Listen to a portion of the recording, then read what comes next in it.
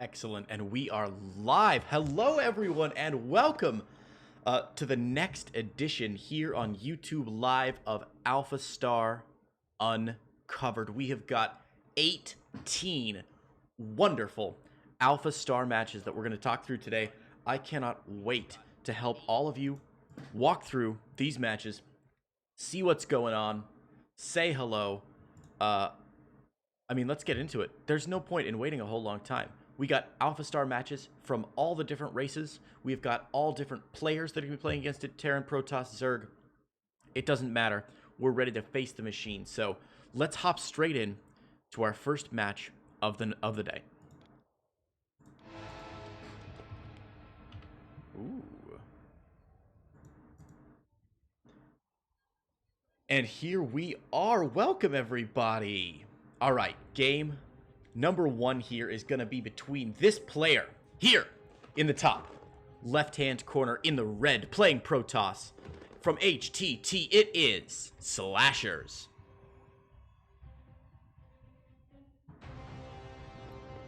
And his opponent in the bottom right-hand corner in the blue.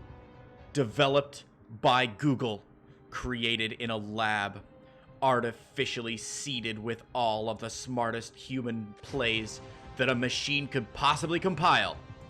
It's our barcode player, also known as AlphaStar.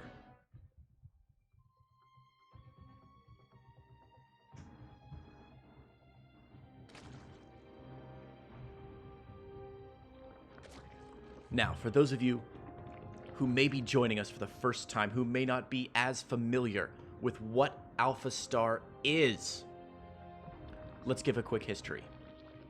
A long time ago so it's not in a galaxy far, far away. It's in our galaxy. It's right here. It happened in the States. There's this company called Google, and they worked on creating an artificial intelligence. The very first one they named was called, the very first one they created, or that they released to the public, was known as Watson. You may remember it winning Jeopardy! Defeating Ken Jennings, who himself said, "I welcome our new robot overlords." The Google team has since been hard at work creating AI robots that can perform at other sports. Famously, several years ago, AlphaGo was released to the public.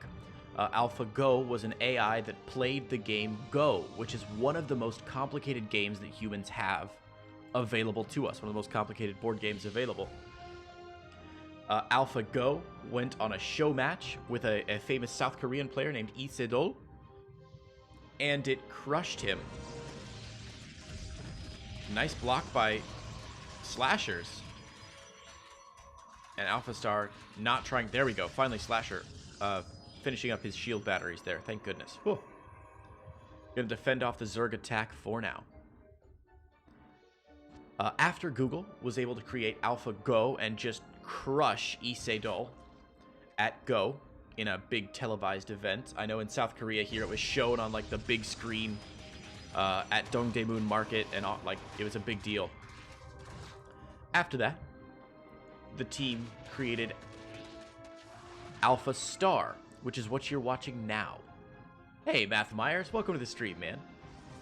Created AlphaStar, which is what you're seeing now. It's an AI-based program that can play StarCraft at a very, very high level. There was an AlphaStar show match a little while ago where they had some Protoss players play against a Protoss agent. And the AlphaStar program won. It was like 10 games to 1, I think. AlphaStar pretty much destroyed. But that was largely contributed so it was a big win for AlphaStar, obviously, because the software beat a human, first of all. Holy crap. Some people weren't as sure that it was a good representation of AlphaStar's abilities, because the players weren't allowed to make several units. It was only a Protoss-based opponent, so it can only play Protoss, and it could only play against Protoss, so it didn't really represent all 9 matches that we see in regular StarCraft. So while the media was very quick to say, Google has built an AI that can win at StarCraft, Professional StarCraft players were like, they've built a Protoss AI that can only win against other Protoss players in very specific circumstances. That was several months ago, sometime last year. Now, the AI is improving. It's getting better. It's getting scarier. This AI was played on the European ladder, which means that the players thought it was a human. They did not know they were playing a robot. They played just as if they were playing a normal human opponent. And they played every race. They played with all their units. And they were able to face up against this AlphaStar without knowing. So today we're going to watch some Masters and low Grandmasters players playing against AlphaStar and see how they do.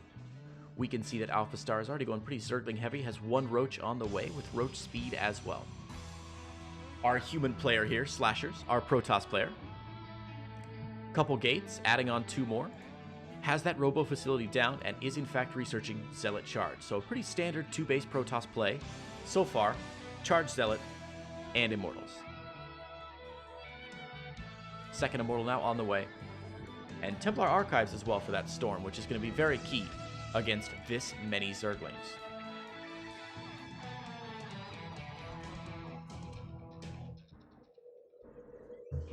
The wall-off's still in place, but we can see AlphaStar deciding not to push into it. It's always fascinating to watch as the machine iterates on what it decides to do here. All these Zerglings just chilling out. We saw him run by the wall and decide, no, I'm not going to attack right now. Just like a human would. Absolutely incredible. Behind this AlphaStar, throwing in some Roaches, already up onto 49 workers. Third base on the way. I should note very quickly, AlphaStar, for those of you, again, who aren't super familiar with AlphaStar, AlphaStar isn't immortal.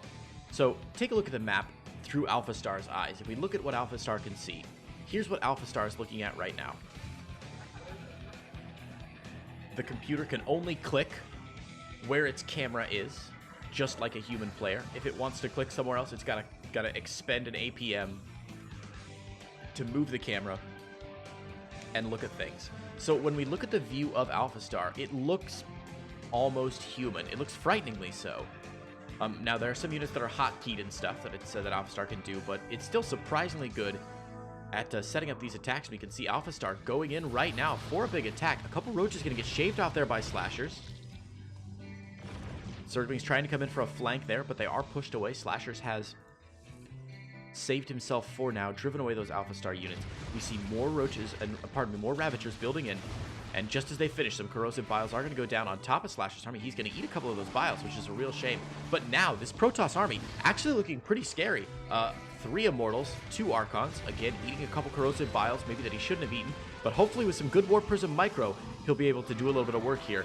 Good loading up and loading down in the Warp Prism. He does lose 1 Immortal there as the full surround comes in. The Zergling's off to the side, able to shave off some more units, but for now, Slasher's able to stay alive just barely.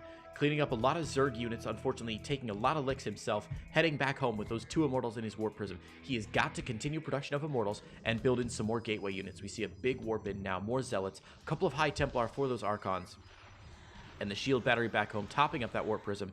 But AlphaStar now moving across the map, Queens being pulled, 2 Overseers in the mix as well. All of the Zerg units ready to go for a big rumble here, setting up for a large attack. Slasher's caught on the high ground here between his natural expansion and where one of his third expansions would be. Of course, there's no third base down for Slashers just yet, so economically he's going to be a little bit of trouble. If we look at the Econ tab here, we can see that it's fairly even, but a little bit ahead. All right, some more Corrosive Biles going down. Slashers dodging the last of the Biles, though, but AlphaStar keeping the pressure on. One more Ravager on the way. Jones, how can they play AlphaStar? I thought ladder is random. You are correct. Ladder is totally random. These players, after they finished their game, realized, oh, dang, I think that might have been AlphaStar. And then the team at Titan EX1 was able to confirm that these are AlphaStar replays. So, as this game was happening, Slashers had no idea that he was playing AlphaStar. He thought he was playing just another human opponent like you would see any day on the ladder. For those of you unfamiliar with StarCraft, many StarCraft players use a barcode in their ID down here to hide who they are, to prevent a player from making decisions based on who they're playing against. So it wouldn't be suspicious for Slashers to see a barcode player like this. And again, he would think that he was just playing any old human player. All right, so +2, just about to finish up here for Slashers. More Archons, another Immortal going in. Third Nexus finally finishing up here. No fourth base for AlphaStar just yet. AlphaStar moderately oversaturated in his main, but that's just because he hasn't moved those drones over yet. And again, AlphaStar setting up for a big attack here. I like that AlphaStar doesn't try and snipe the Warp Prism out of the sky. Very often you'll see Zerg players try and snipe that with Biles. AlphaStar knows that that is a fool's errand. Fourth base finally down for AlphaStar. 6 more Roaches on the way. Staying on Roach Ravager Ling. Or just Roach Ravager, pardon me. No Lings in there. The Lings are all down at the south, about to do a run by here. 3 Zealots in, but AlphaStar deciding not to commit to that attack. Okay, losing a couple of Zerglings, but is pulling some of these units out for Slashers. As the larger army from AlphaStar engages, huge Corrosive Biles raining down on all those units. Oh my god, the Immortals losing so much health, and great kiting here from AlphaStar, who's going to, again, retreat from this attack before re-engaging. AlphaStar being a bit wishy-washy right now, needs to make a decision here and decide to engage soon.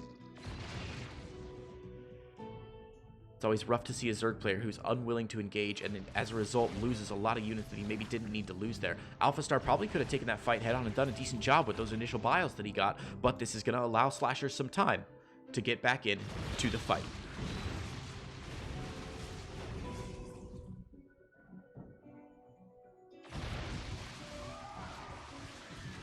Archons up front. Corrosive Biles again going down.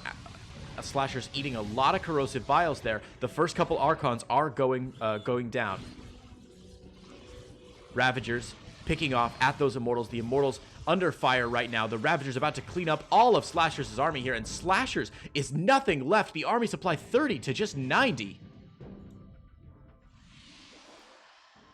And that's going to give AlphaStar the opening that I think it needs to move across the map. 11 more Roaches in production.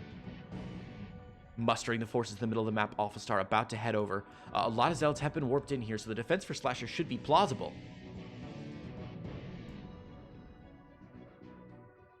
Second Robo Bay on the way for Slashers, who realizes he needs to get his Immortal count up, needs to do something to stay alive here, as he is significantly outgunned by the Zerg player.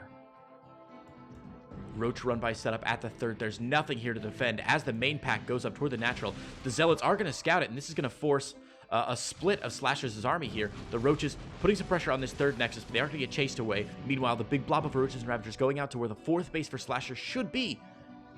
Heading up into the main base. Slashers, though, with a significant army now. Remember, Roach Ravager doesn't work super well into the late game here, and actually, this Protoss army might be able to fight it if he has good engagements. Unfortunately for Slashers, not a great engagement there. Getting the charged Zealots on top of the units, but having no Immortals and Archons in the back, that's really going to hurt him. Here we go. Finally, Archons getting rotated up to the front.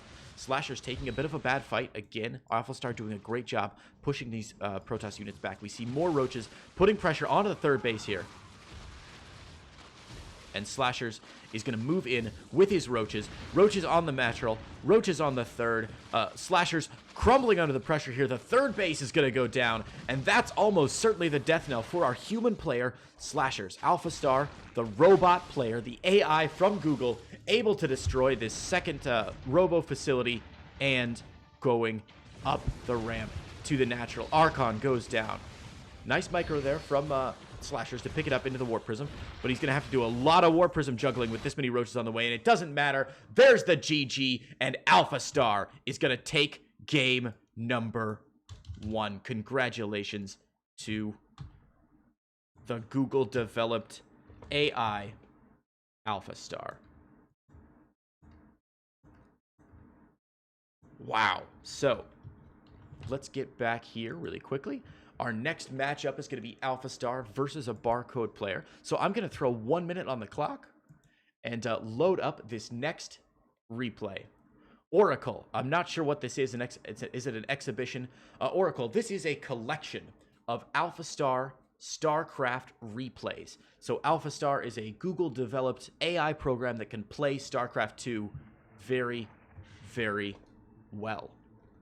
Players play against AlphaStar without realizing they're playing against a computer opponent. They think they're playing against just any old ladder player, any other human player.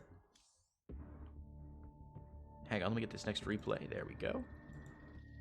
So the players playing against AlphaStar don't know that it's a robot, and that's just the way Google wants it. They're still collecting data, still teaching their AI, basically, how to play StarCraft 2. So this is a collection of games of players playing against the AI, and so far, the AI doing scary good. AlphaStar right now has 1 win, and our human players have 0. So, with that in mind, let's get into it. AlphaStar, a Zerg player, going up against a Terran barcode player.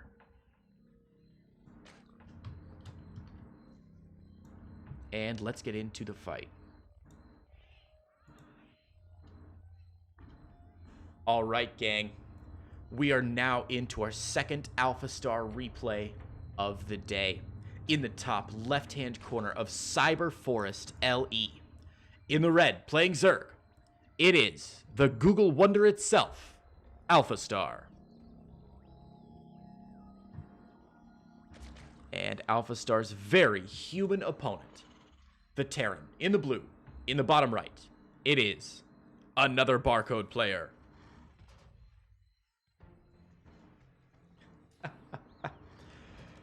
It's always fun to see barcode accounts sparring up against each other. In this case, however, one of the barcodes happens to also be a multi-million-dollar AI program and not a human. So pretty standard openings from both players so far.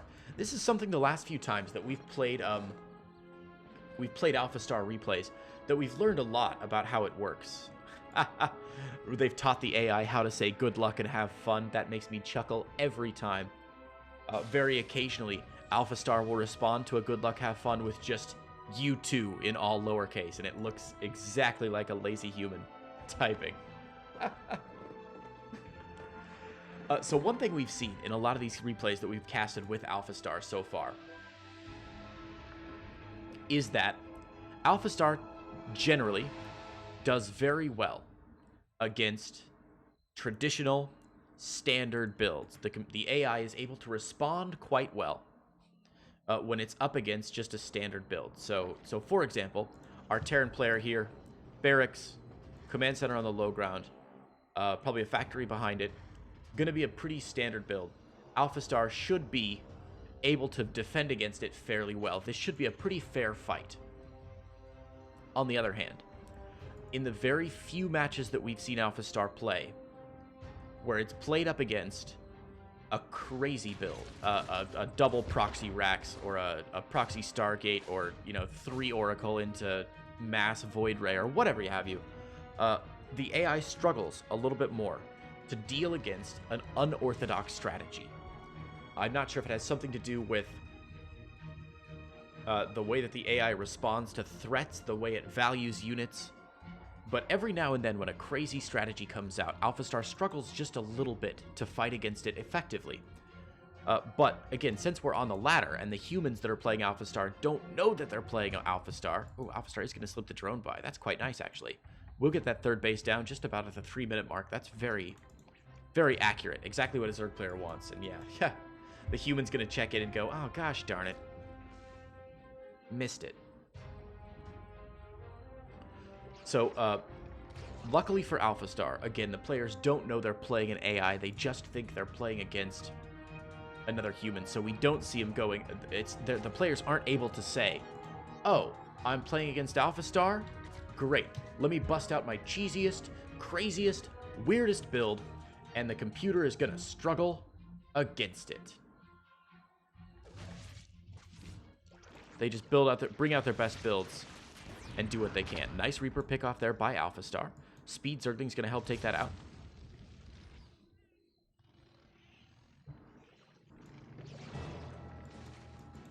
Yeah, Gabe, I think you're right. I don't think the AI trained against unorthodox strategies, and it certainly didn't train against them as much as humans on the ladder do.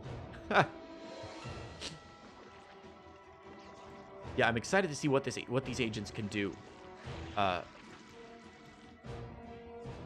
up against unorthodox strategies. Proxies, of course, I'm sure it's learning how to do proxies a little bit better. The first couple builds we saw, like I said, it was, you know, even unable to deal with certain units very well. But it's getting scarier every time we cast some of these replays, man. I remember when it first came out on ladder, it had to work its way up, so it played against some like platinum players and stuff, and did struggle a little bit with some of the weird stuff that platinum players do. But now that it's up in like in masters or in high masters, it's terrifying. All right, 6 Hellions now, 3 queens already there to defend, 4 queens there to defend. AlphaStar doing a great job. Oh, a good creep tumor pick off there by our barcode player, human player. Staying active with these Hellions, that's very nice. Indigo, it was funny seeing some tanks get stuck between buildings. Yeah, it's always good when the AI has some unusual anomalies that we're able to detect, but I imagine those get ironed out quite quickly. The AI that the Google team has developed seems to be very, very robust. Again, Hellions going in, popping onto creep, gonna go straight in for some drone kills here this time. Committing to it, here we go. Down to only 5, and a nice block by the queen. The drones even pulled there, but oh my god, that's gonna allow the drones to get roasted. A ton of drones actually going down there. 5 or 6 drones gonna get lost there. 8 drones, pardon me, getting lost there. That's a real shame. Ouch.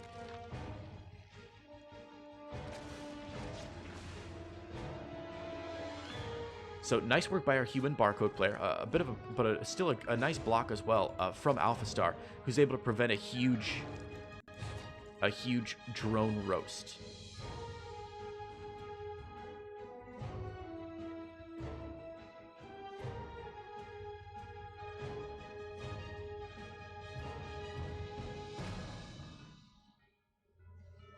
All right, some more Marines getting gathered here by our human player, who looks like he's getting +1. Stim just about to finish up here. So all the usual stuff for a bio player. But that is a lot of Roaches and Ravagers. Even the Queens coming across the map. AlphaStar has put the cards on the table. It is all in this game. Heading across, oh my god, bringing 5 Queens, Roaches, Ravagers, a couple Zerglings as well, even morphing another Ravager. Oh no, the drones, or the SCVs rather, getting pulled with the very wrong time there. A couple of them are going to get picked off, and he's going to bring them all back home. Here we go, Corrosive Bile's going down right on top of some of these units here. There is a tank on the high ground, should add a lot of splash damage, but man, AlphaStar just has so much stuff here. The boys have been pulled to try and prevent this. Corrosive Bile's picking off the only tank. There's almost no bio left over here, and AlphaStar, with these Queens, with these transfusions, is able to keep working down the opponent. Now, there's still a healthy bioforce here. Second siege tank is out for our human barcode player. Needs to siege up. Unfortunately, going to be a little bit late. The Roaches are going to get on top of it. The corrosive biles go down, and the tank goes down as well. The 2 medevacs pick up and get out, but with 8 army supply, our human player is going to GG out, and AlphaStar takes game number 2. The current score, AlphaStar 2, humans 0. Ouch. That is a real pain in the neck. AlphaStar going up 2-0. Guys, I'm going to throw a couple minutes on the clock here as we get the next game queued up. We have our next match. So we've just played AlphaStar versus Barcode. And next up is going to be AlphaStar versus Hyperion. So let me get that one added on.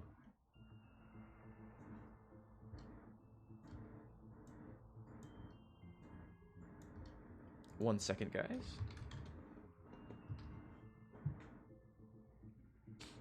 There we go. All right. So the Neeb match has not yet happened. That'll come a little bit later. Trying to find my replays here.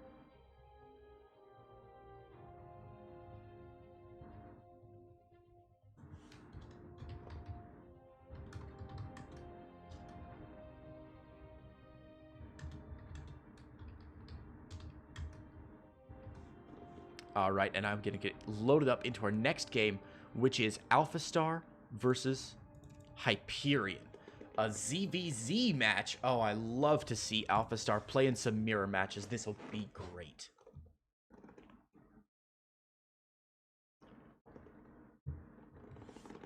Math Myers, there was an AlphaStar versus AlphaStar match. Oh, man. I'm not sure how interesting it would be to watch the agent play against itself.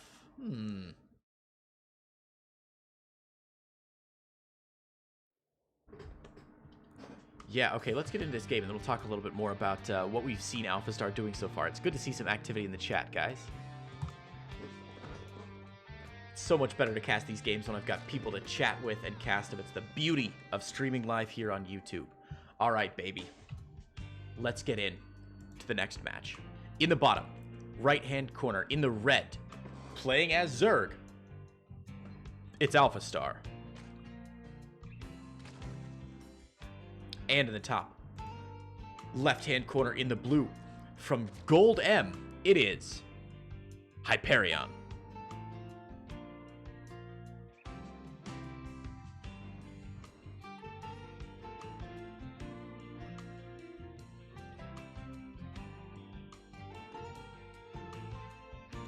AlphaStar with a low ground expand again, obviously, Zerg player. It's really rough when Zerg players try and expand on the high ground and then can't float their hatchery down like a Terran player can. Spawning pool now coming down for Hyperion. So a little ahead of AlphaStar, who's playing a very macro style so far, but just a little bit. Similar builds from both of these players as of yet.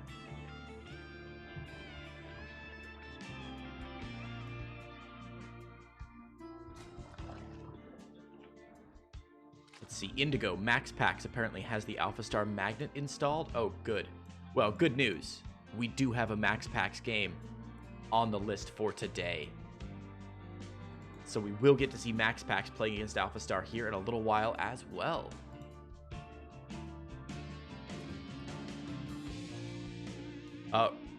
R.I. Ripion, you have a good thing you can talk about, which is he says he can't wait for the first StarCraft 2 tournament with only AI players. And I've got some good news, R.I. Pion. There are already StarCraft tournaments that happen with only AI players. A number of tournaments prominently feature just bots. I highly recommend that you can Google around and see exactly what the name of that league is, but there are definitely a lot of StarCraft AIs in development right now. And a lot of those bots often play each other in tournaments. So if you are interested in AI and AI playing StarCraft, there are definitely more options than just these AlphaStar plays. You can watch a whole lot more. Thank you, TitanEX1. SC2AI or SSC-AIT. Those tournaments feature bots from all sorts of organizations that are working on the same goal that AlphaStar has, which is to have an AI that can play StarCraft as well as a human. All right, early Roach War in here for AlphaStar, who's going to get that Roach Warren down a little bit ahead of Hyperion, but both these players doing the same build as of yet. Just a couple seconds difference here on these two Roach Warrens. Lair Tech going down for Hyperion. Still just hatcheries for AlphaStar so far. Yeah, thank you, Dan Gant. Lots of stuff going on for up to a decade now, I think, in the StarCraft 2 AI scene. It's StarCraft and AI is certainly a match made in heaven, right? It's just sets of nerds who are smart, who are passionate, who are interested in doing something new and unusual, and this is a really good one. So Gabe, if you watch the AI of AlphaStar, you'll see that it's actually very realistic. The AI tab down here will show every now and then. And yeah, AlphaStar, so let's take a look at, like, this is, for example, this is what AlphaStar sees in this game. The AlphaStar agent is limited to some of the same things that humans are. It can't see things that are happening off-screen in the fog of war. It can't make decisions based on what it can't see. It can't click on things that aren't on the screen. It has to use APM to move the screen around just like a human player would. So this right now is the view cam for AlphaStar, but you can't see. But it can't do things that humans absolutely can't. Go back to everybody's vision here. We can see that Hyperion has taken a third base. Of course, AlphaStar knows that already. He's got that Overlord in place. And Spire going down for Hyperion. Almost finished, actually. So there's no Spire yet for AlphaStar. Some Mutalisks could do a lot of damage if Hyperion can get him out in time. But, of course, the macro from AlphaStar is absolutely insane. already 60 army supply to the only 36 of Hyperion, who's going to have to work very, very hard to defeat this conga line of roaches that's coming across the map right now.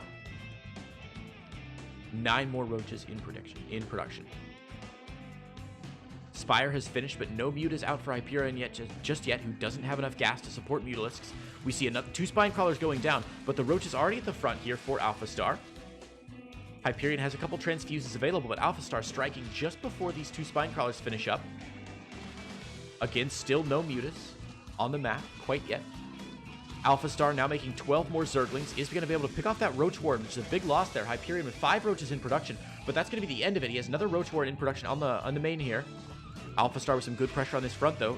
Evo Chamber going to go down as well. Corrosive Biles landing on top of these Spine Crawlers. Some nice transfusions by those Queens going down, but AlphaStar is all in right now. The Roaches firing on everything at the natural here for Hyperion. Hyperion's lair under attack. The Roaches with a really nice spread here. A good concave there by Hyperion, who's actually going to be able to get a lot more damage done than maybe he should have, but the numbers are simply too much. AlphaStar is going to roll over Hyperion, and Hyperion calls out the GG, but doesn't leave the game. He's trying to... What if I just don't go Roaches? You just lose. I have bad news, Hyperion. You just went Roaches, and you lost. So, luckily for AlphaStar, his feelings can't be hurt. He can't respond to the trash talk. I'm sure that the trash talk will be invented. It will be invested into one of these iterations, and eventually AlphaStar will, like, leave games with no GG and make yo mama jokes and, I don't know, whatever bad-mannered players do these days. But it looks like Hyperion is, in fact, being a little bit bad-mannered right now, not bowing out of a game that he's clearly lost. And AlphaStar is going to trash him in the only language he knows, which is StarCraft. So AlphaStar, friends, is going to take the 3rd game that it can, and AlphaStar is going to go up 3-0 right now. Wow. Okay, gang, let's get back to my home screen here. I need to update this screen for just very quickly. We need to add on what our next player is, so I'm going to throw 1 minute on the clock, or 2 minutes on the clock, rather. I've got to reload some of these replays. For those of you who aren't playing a lot of StarCraft, and you might not be as familiar with what's going on in the day-to-day of the game, there was just a large patch that was released for StarCraft 2. Brand new maps, a couple different changes have been made to the game. All these games, of course, were played on the previous patch, on the previous set of maps, but what that does mean is that, sorry, 1 second here. Storm.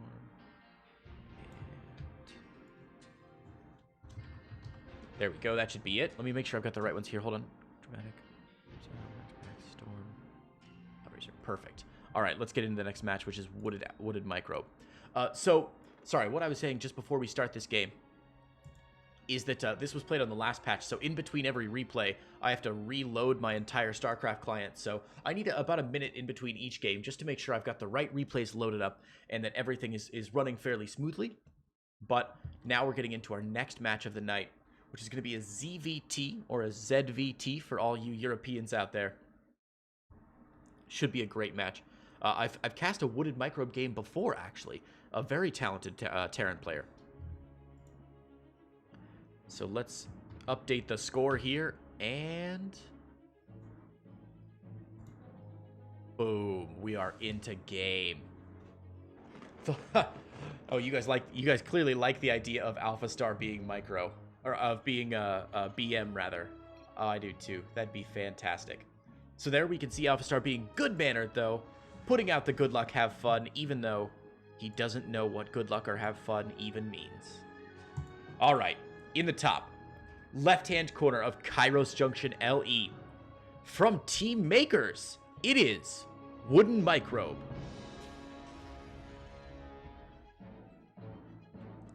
And his opponent. In the bottom right, hailing from the Alphabet Google offices himself. In the blue, playing Zerg, it is AlphaStar. AlphaStar currently up 3-0 against our human players. Not 13. Just 3. Oh, now I can't make it go away. Uh-oh. Oh, no, I've made a terrible mistake. Ah! Okay, well, AlphaStar currently sits at 3 games. And, Alright, well, we'll make that go away for now. AlphaStar 3 games, Wooded Micro 0. Math Myers asks, there's a skin for the Brood War ones. Yeah, man, the classic skin for these SCVs. It looks so good, doesn't it? I mean, quick shout out to the Blizzard graphic design team that just does such great work. There are so many dope skins in StarCraft 2. If you're looking for a way to support StarCraft 2 and keep the scene alive, the War Chest bundle was just released, which offers you some skins and some other great perks for playing. So highly recommend that you do that and go check out the War Chest. Alright, so human player Wooded Microbe. Expanding on the low ground, has the factory going up on the high ground. Pretty standard build that you would expect from any Terran players so far. AlphaStar going to get an Overlord in, and we'll scout that out. Reaper from Wooded Microbe getting chased away by these Zerglings. The Queen not yet out from Wooded Microbe, so this Reaper should be able to get a little bit of work done just against these Zerglings. But now that the Queen is out, it's going to be able to chase this Reaper away, and Wooded Microbe still knows what's going on. Math Myers, I haven't played StarCraft 2 in years because it's exhausting, but you'd play more if you had AlphaStar as an opponent? Yeah, man. AlphaStar as like a practice partner would be unbelievably powerful. I know there are some people who are working toward making their bots available as practice partners. I know there's some exciting work going on in that area. I don't play a lot myself. I usually cast games rather than playing because I too get just exhausted by playing StarCraft. So it'd be really fun to have AlphaStar as a practice partner, as sort of a low-key, a low-stress way to practice the game. All right, the 1-1-1 is finished up now from Microbe, opening with a pretty standard factory, or barracks factory starport. We see Microbe going for Viking first, which is really nice. I love it when Terran players go Viking first against a Zerg player. Very often, you will see players who want to rush out that medevac for their drops. They want to rush out that Liberator for their harass. But I think putting out a Viking first gives the Terran player so much control. It allows you to pick off these Overlords, stop the Zerg from scouting, helps you to push back the creep, keeps the Zerg back on 2 bases, and gives you a lot more breathing room as the game goes along. Preventing that scouting, preventing that vision from the Zerg player. So, good call by Wooden Microbe, who is from Team Makers, to pick off that first Overlord, and that Viking should go out scouting around the map for a couple more Overlords. Unfortunately, AlphaStar, of course, keeping its Overlords back home, safe and sound,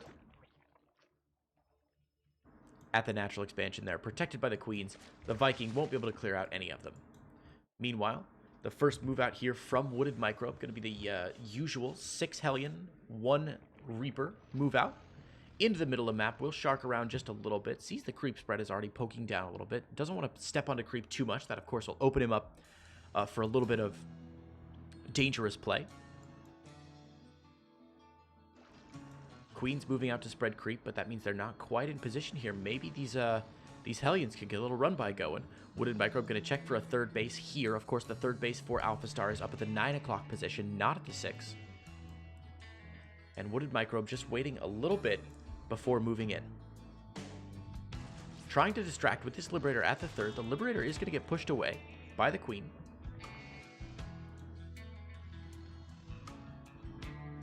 I imagine Wooded Microbe will bring that Liberator back in when this attack happens at the natural. Again, trying to pull some of these units away to give some space for his Liberator. Of course, AlphaStar is not fooled. Kairos Junction is a map with very little open space on the outside.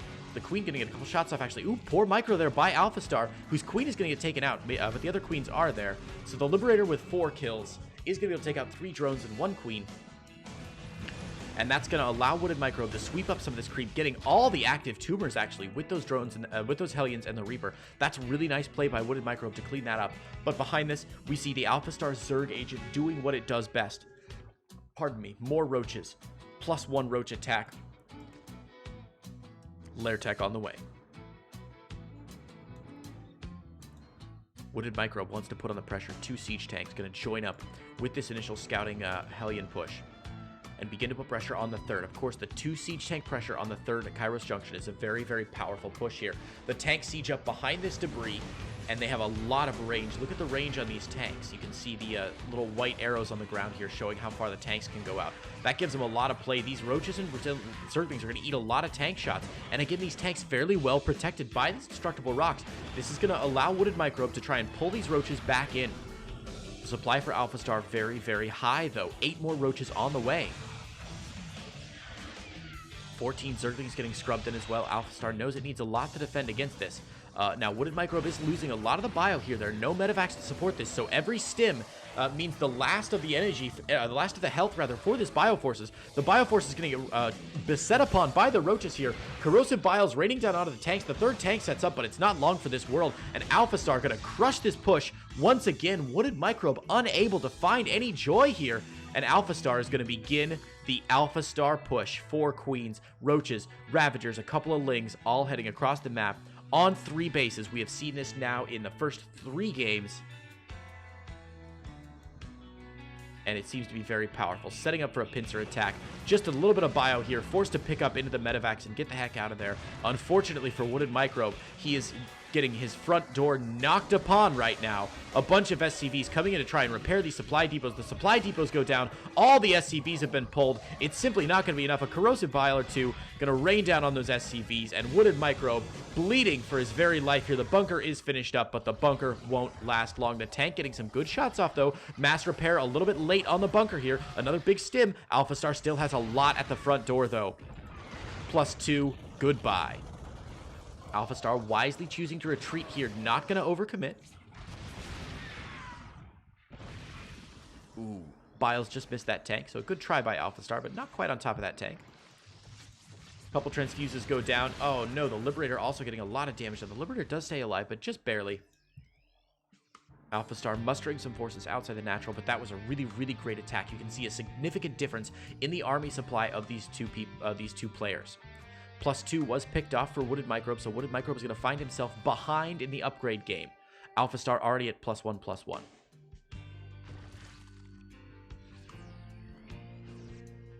Second tank now positioned on the ramp for Wooded Microbe.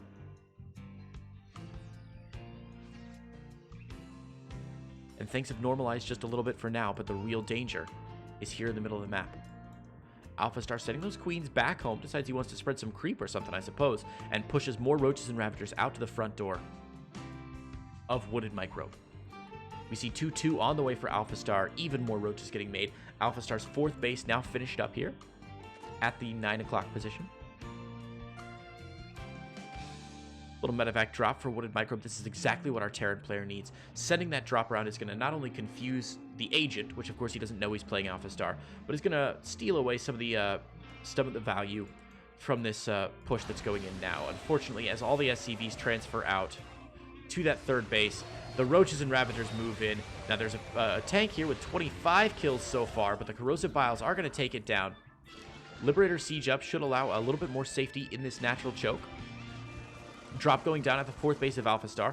AlphaStar, oh my god, is AlphaStar pulling all the way back to defend that base? Oh no, just a couple Roaches and Zerglings here. Wow, this Roach Ravager force is coming all the way back home to deal with this little drop, though. Wooded Micro does pick off the 4th and only loses 1 Marine in doing it, so that's actually a really, really nice pick for Wooded Microbe. 3rd base for Wooded Microbe lands in a different spot than he had initially planned. He had it queued to land over here. He's now going up to the 3 o'clock base. Lands a couple mules. Still playing from significantly behind, though. Ooh, good Liberator harass here. The Liberator trying to get some Queen kills, but AlphaStar's Queen is going down. Oh, 2nd Queen stepping into the fire. Oh, man. Okay, thank goodness. The last Queen does pick off that Liberator. AlphaStar is protected for now. 3rd base, again, seeing this Roach Ravager ball, and the 3rd base is forced to dislodge from its location. Wooded Microbe trying to make another drop happen as AlphaStar tries to rebuild that 4th base as well. But another big engagement seems to be the order of the day from AlphaStar. This tank from Wooded Microbe is doing so well, man. All right, Roaches and Ravagers coming once again in. The bio is stimmed down. There are no medevacs to support this time, though. A lot of corrosive bios going down on all the bio. Tanks on the high ground shelling away like there's no tomorrow, but there are just so many Roaches and Ravagers here. The one tank does go down. Tanks on the high ground are not going to be enough there. Wooded Microbe gives the GG, and AlphaStar extends its lead 4 games to 0. Oh my goodness gracious. Right now, in today's cast, we have yet to see AlphaStar drop a game. So, up now is going to be AlphaStar versus Dramatic. Guys, I'm going to put 1 minute on the clock here, and we're going to get into the next game very shortly. Thank you so much for your patience as we get these replays loaded up. As I was saying earlier, it's, let me adjust this. There we go. As I was saying earlier, I have to log back in every time because all of these matches were played on the previous patch. The new patch has not been implemented for any of these AlphaStar replays just yet. So next up, going to be a TVP with Dramatic and AlphaStar.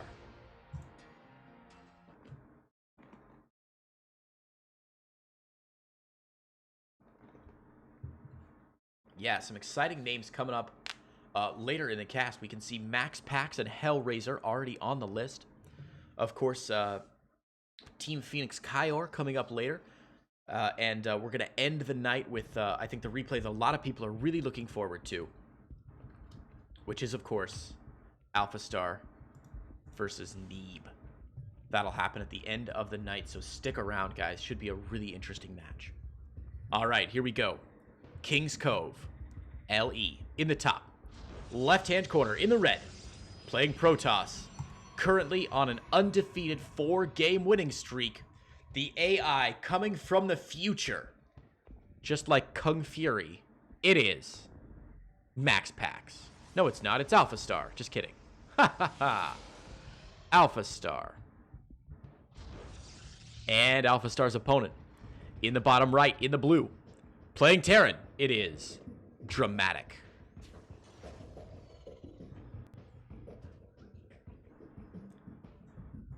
Alright, so we've seen the Zerg agent for AlphaStar quite a bit, and we're going to see one game of the Protoss agent of AlphaStar before we get into a long string of games where AlphaStar is playing Terran.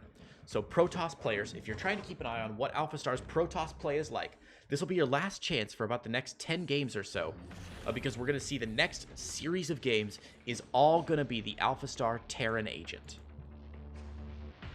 So one last Protoss game here before we see AlphaStar Terran tearing up the ladder. Cybernetics core down on the high ground. A nice little wall off by AlphaStar there.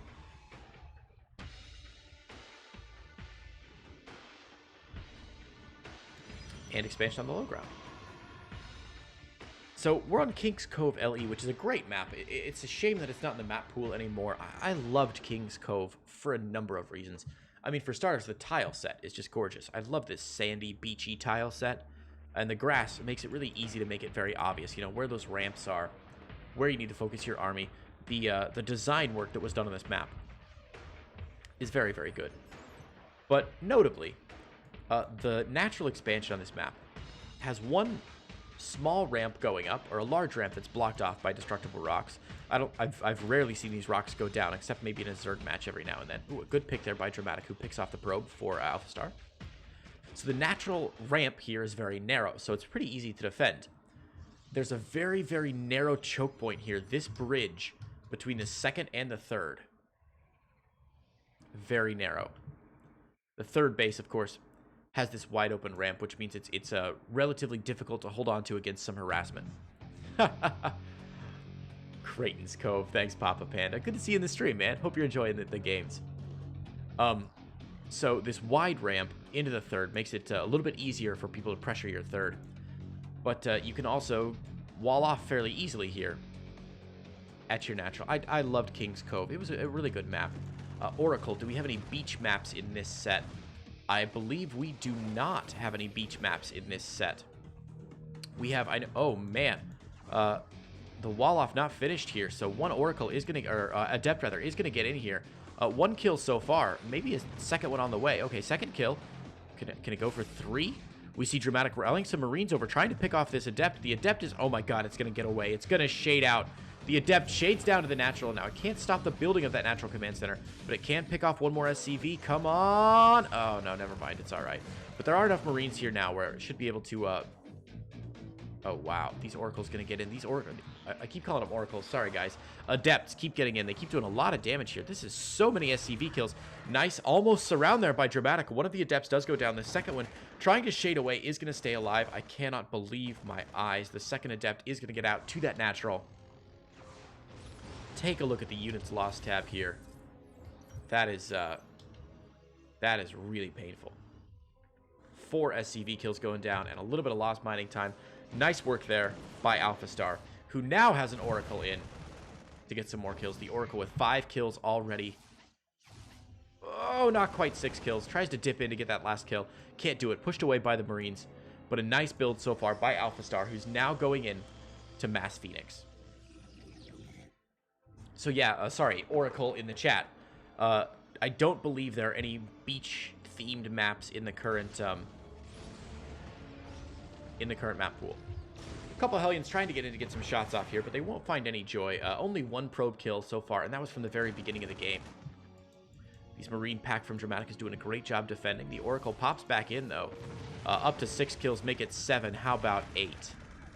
Wow, this is a great Oracle from AlphaStar. Wow, and that's going to end it. Dramatic, after losing that many workers, decides it's not worth continuing. And AlphaStar is going to take game number 5, the current score, and I kid you not, it's 5-0. We have not seen a human player win an AlphaStar match yet. Unbelievable, guys. Unbelievable. AlphaStar putting on some great shows for us so far. All right, guys, we got 1 minute on the clock here. I am going to try and queue up the next match, which is going to be AlphaStar versus Cryptsile. So as soon as I can unload and load back in, we will get into match what is number 6, actually, of this cast. AlphaStar so far completely undefeated. Again, AlphaStar not showing any real, like, tactical brilliance or anything. A couple nice positioning maneuvers, especially with the Zerg agent. It was able to set up some pincer attacks and everything. But so far, just really strong macro play. All right, man. So, we've seen the Zerg agent play a couple times. We just saw the Protoss agent do incredible work with an Oracle and a couple Adepts. And now we're going to go into a string of games with AlphaStar playing Terran. We've got 1, 2, 3, 4, 5, 6 games in a row where AlphaStar is going to be playing Terran. And then the last 6 games of the night are going to be a fairly good, even mix of Terran, Protoss, and Zerg. So, let's go ahead and get straight in to our next match. All right, baby, here we go. Currently standing at 5-0. Our next human who is being sent to the digital slaughter. In the red, playing Protoss, it is Cryptsile. Interesting pylon placement there from Cryptsile.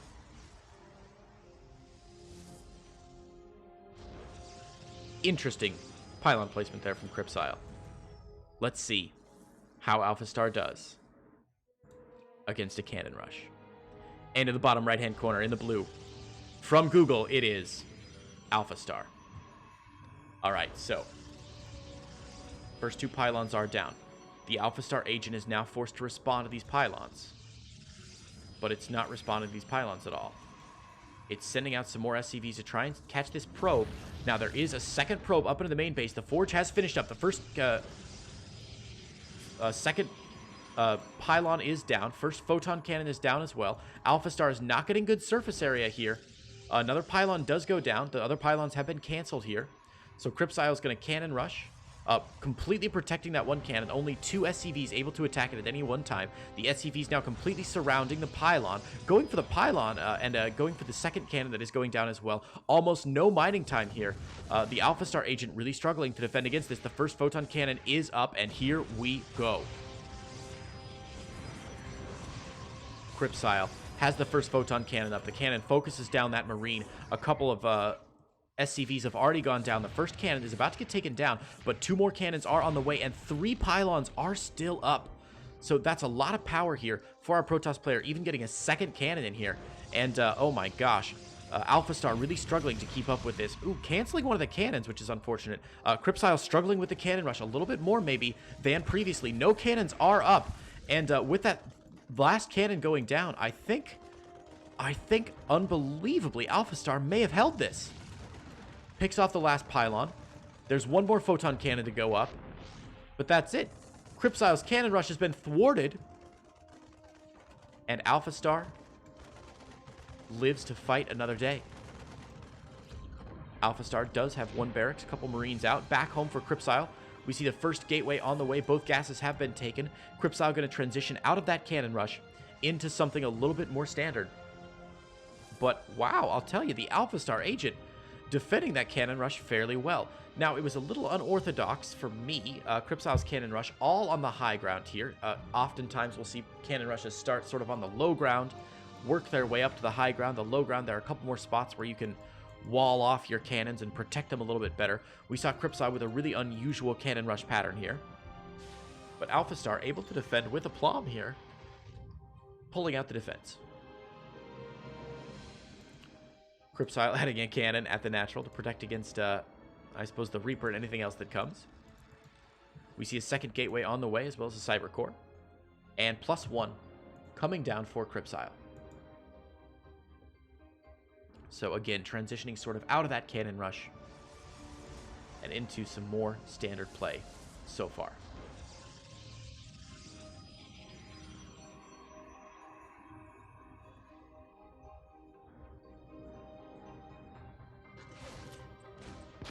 Reaper getting in for AlphaStar. Gonna get 1 kill here, but the Zealot out for Cryptsile should chase it away. And AlphaStar gonna go back to what it knows best. Wow, AlphaStar getting a second bunker back home as well. Very worried about an all-in, which is... now that's really interesting. You choose to build some bunkers. Usually if players cannon rush, of course, they don't have the resources back home to get any sort of early game push, any sort of early game aggression. So AlphaStar choosing to double bunker up. No expand just yet. Of course, AlphaStar, with all that lost mining time in the early game, is actually still behind on workers. The resources tab moderately in favor of our Terran player, but that's, I think, mostly because of mules. Wow, and from one cheese to another Cryptsile, starting with the cannon rush, and then going into Glaive to Depths. We're going to see a Glaive to Depth possibly all in off of 2 bases here for Cryptsile. Glaive to Depth is a little bit of an older strategy. Of course, this game is from a little bit earlier this month. Adept's going to sneak in here, past these double bunkers, although he's going to get a great scout with the Adepts as well. Sees the 2 bunkers, sees the starport going down, sees the factory. Cryptsile knows exactly what he's up against. Reapers from AlphaStar still causing a little bit of damage here, but only 1 kill as of yet.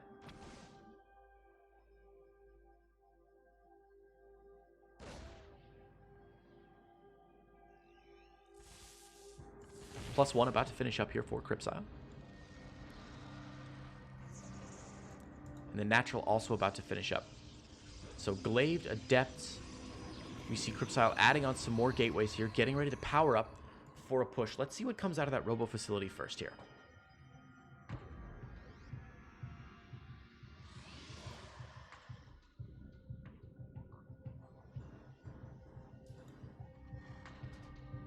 AlphaStar transitioning to a little bit of an unusual strategy of his own. Cloaked Banshee is going to be the order of the day for AlphaStar.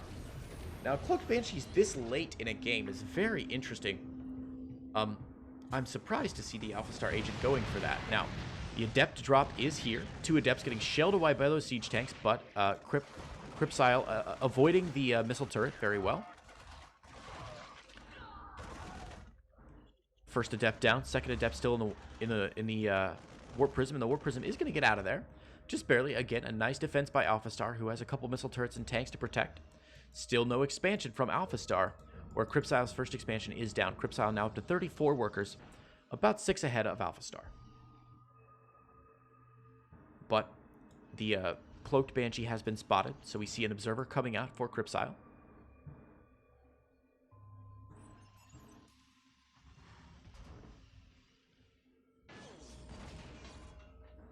And another barracks getting added on. This is so interesting here. So it looks like AlphaStar just wants to proceed with a bio build. Expansion on the high ground. Banshee is here, but there is a stalker in place. Is there an observer back home? Ooh, I'm not sure there is. Yeah, there is. Okay, the observer is right here. I was like, where is it? Oh, man, it's so hard to see those observers sometimes. The observer doggedly following this Banshee, and the Banshee not going to get any work done there. Going to get picked off as well. AlphaStar building another Banshee, though, right behind it. Second Banshee on the way. Third Banshee back home. The Banshee pre-cloaks to go down to the natural. There is, of course, that observer still there. Second observer is out now for Crypsile. So Crypsile should be able to respond to this Banshee. Should be able to respond to this Banshee. Should be... There we go. All right, gets a couple stalkers out there, pushes the Banshee away, but the Banshee has seen all of these adepts. So AlphaStar knows that there's a big army push coming quite soon. Oh man, the stalker's looking for a free kill on this Banshee. Can they get it? Can they get it? AlphaStar sees it and tries to get away. The stalkers don't have Blink yet. Blink almost finished, but still a couple seconds away. That's going to mean that that is still alive. So AlphaStar's Banshee is going to get away. AlphaStar's finally dropped that expansion, getting the worker count up there. The worker count for AlphaStar now ahead of Crypsile, actually. Oh man, the stalkers want these Banshee kills. Look at that, they're going to get one, and they're going to get two here as well. The second Banshee from AlphaStar is going to get blunked on. Oh, come on, Crypsile. Get him. Oh no, he's just... Oh, get him. There we go, and... Man, can't quite get the kill. That observer just a little bit too slow. Crypsile chasing this Banshee really, really wants the kill. That means the Banshee is going to get into the natural here, and there are going to be no stalkers to defend against it. Ooh, oh dear. So the observer Crypsile will see it. The shield battery should be able to protect against it. The Banshee with 0 kills is going to get picked off. A great defense there by Crypsile. Back home, we see AlphaStar's trademark crazy good macro kicking into high gear now. Just off of 2 barracks, a factory, and a starport, it's able to have more army supply than Crypsile. And oh my god, AlphaStar's taking a ninja base. We've seen it all, oh my goodness gracious. What is this? AlphaStar has learned how to take ninja bases? Oh no. We're in a lot of trouble, folks. I can't even scout a ninja base when it's a human player, and I've got a chance at taking it down. This could be the key that AlphaStar needs to get back into the next game.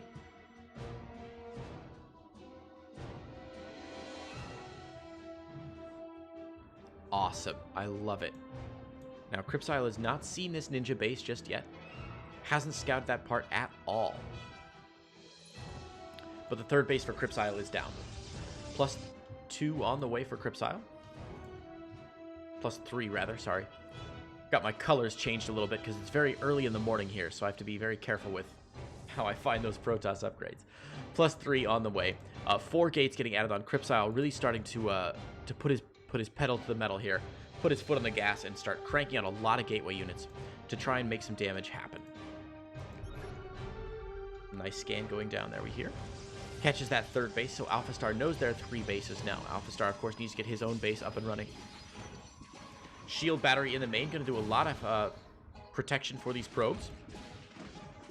AlphaStar trying to get some work done.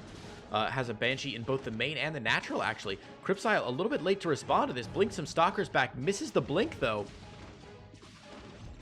Crypsile not responding to the Banshee in the natural, instead responding to the Banshee in the main. There's actually quite a few kills here. This Banshee dies with 3 kills, and this Banshee's going to have 4 already. Working down the energy of the shield battery. This is actually quite nice for AlphaStar. Crypsile very, very slow to respond to this. Banshee is out now. Cloak is out. It's out of energy, so Cloak has gone down. And wow, Continuing to do it. There we go. Cripsaw finally getting the blink in, getting that last Banshee kill. But now the ninja base has been spotted. This Adept with 7 kills while all that was going on. Zealots for Cripsaw coming in to put some pressure here, but the big Bioforce from AlphaStar coming back behind this. Oh no, will Cripsaw get caught with his pants down? He's got his Immortals in the front here. Immediately, Cripsaw recalls here. AlphaStar forcing Cripsaw to recall back to his third base. The assault has begun though. Big Bioforces on this third. There is only 1 shield battery here, and if these Bioforces work it down, it's going to be a very difficult hold for Cripsaw. Of course, there are no medevacs though, so for each stim that AlphaStar does, its units are going to lose a lot of health. There's no getting that health back. Nice snipe on the Observer there by AlphaStar, but AlphaStar forced to retreat here with a very, very low Bio army, and I think Cripsile might chase this all the way back. Continuing pressure on this third base here, getting some Stalkers underneath it. This third base is almost certainly dead, but AlphaStar not ready to let it go yet. Oh man, it's going to have to say goodbye. So a nice snipe there by Cripsile, who's going to take out that ninja third base. That's what you get for trying to play cute, AlphaStar. Back home, AlphaStar is turtled unbelievably. It's like a bronze player here. Look at all these tanks turtled outside the natural expansion for AlphaStar. +2 on the way for AlphaStar. Still more Banshees coming out. More production facilities getting added on as well.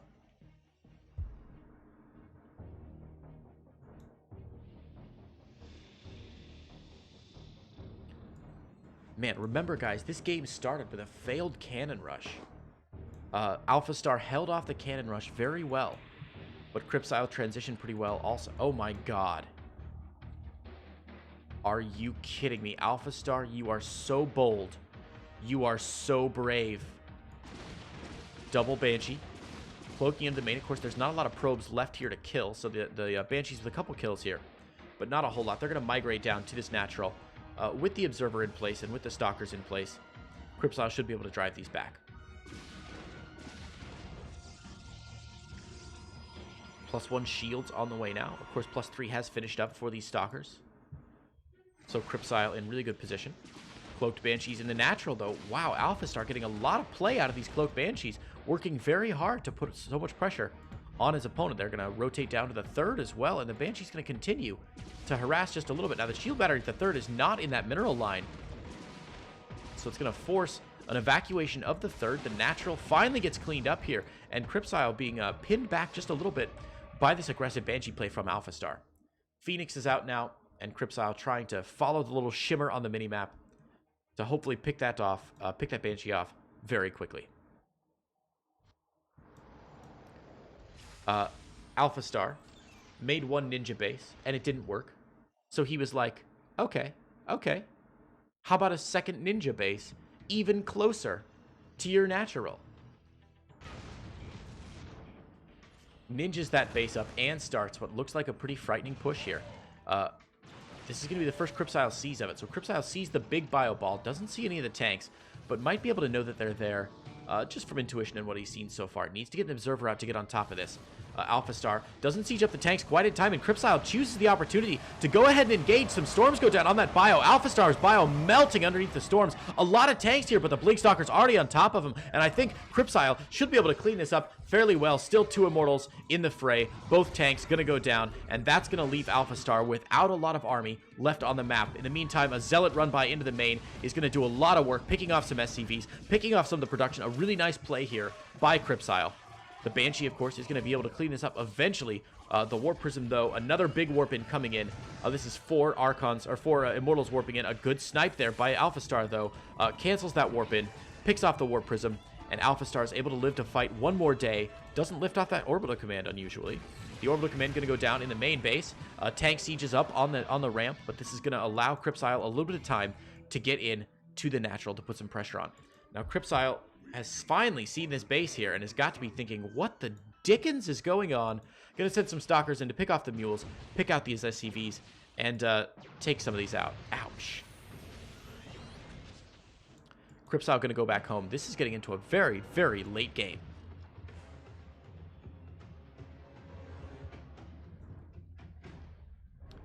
Engineering Bay is gonna, oh my god, it's gonna burn down before it finishes researching, I think.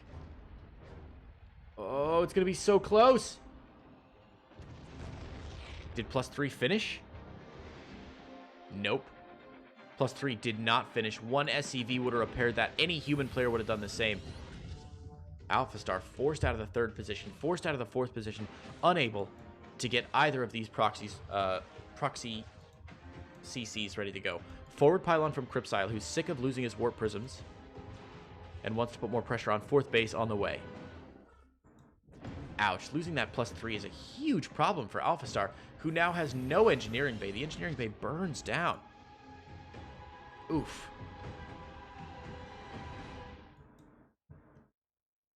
Was that a command center trying to land there? Are you kidding me? Okay, AlphaStar desperately trying to land this command center, but 1 Stalker should be enough. The Stalker now patrolling to try and get rid of it. There we go. He is going to find that command center. A Bioforce is... Oh, no, that's not a Bioforce. Those are SCVs. What? AlphaStar really struggling now with no base and no place to put it. The SCVs are trying to go up to this 3rd base, but obviously, since Crypsile knows it's there, this is not a long-term home for our AI opponent here. Crypsile's proxy pylon is up. I'd love to see a little Zealot run by here now that the Bioforce is out on the map. Unbelievably, AlphaStar has established this base in the top corner. Crypsile's Observer is going to catch this Observer rotating around to the top side of the map. And Crypsile needs to get his forces together here. Gets a free pick on that Cyclone, able to one-shot that. One-shots the Banshee as well. Tempests are now out. Well, I say Tempests. Tempest is now out for Crypsile. And AlphaStar seems to really be struggling this game. Unable to reestablish a base, aside from this top base here. Of course, there's no gas income from that base just yet.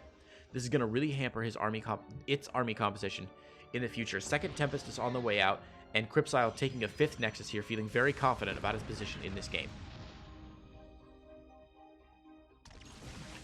Ooh, a couple of Marines not on attack move there. Just going to get destroyed, and Crypsile has all the forces he needs. Forward pylon, Tempests, a lot of charged Zealots. This looks like it's probably going to be the end here for AlphaStar. Crypsile's push coming in, even the Liberator getting picked down by those Tempests. That is a real shame. Goodbye, Liberator. The natural expansion has been cleared out. AlphaStar, of course, has tried to move up to this 2nd base here. We see a bit of a recall here from Crypsile to protect his natural expansion, but Crypsile going to be able to roll over AlphaStar right now up into the main, up into the production facilities. AlphaStar going to try for a little counter push here, but this is a base race that the computer is simply not gonna win. All the production facilities going down. Supply block imminent for Crypsile. Now there is a big Bioforce pushing into this 3rd base here. There's a Tempest, a lot of Zealots. There should be a Storm available as well for Crypsile, and I think Crypsile should be able to defend this very well. Picks off the medevac. AlphaStar may be able to pick off this... no, it doesn't even pick off the base. Loses his army to some nice storms from Crypsile there. Crypsile doing a great job. Cleans out the natural. There's the GG from AlphaStar. And Crypsile is going to be our first player to take a victory over the computer. Congratulations to Crypsile. Oh, man, I was so worried that Crypsile was not going to be able to pull it out. I was worried that our human team would not even put any points on the board, but luckily for us, the humans will prevail, and Crypsile takes game number 6. All right, first human win of the day. That is great news for us. I'm going to get this next one loaded up. A very exciting replay coming at you guys now from a name that you guys might be moderately familiar with. For those of you who don't know the name that you're seeing on the screen for our next match, MaxPax is a young player from Russia.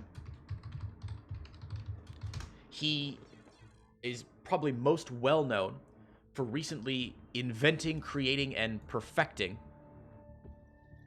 what's now known as the MaxPax build.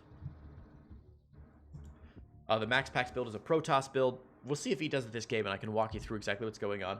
But basically, it allows you to get one Zealot out a little bit earlier than you normally would. It proxies a gateway, gets a Zealot out a little bit earlier than it normally would, and the goal of the build is to prevent the Terran player from finishing their command center on the low ground. It's a very powerful PvT build, and I'm excited to see if MaxPax does it here again. Let's get into game. All right, guys. in the bottom right-hand corner, in the red, playing as Terran, it's the Google DeepMind agent, known only as AI, AlphaStar. And his opponent, in the top left, in the blue, recently signed to Team Makers, it is MaxPax.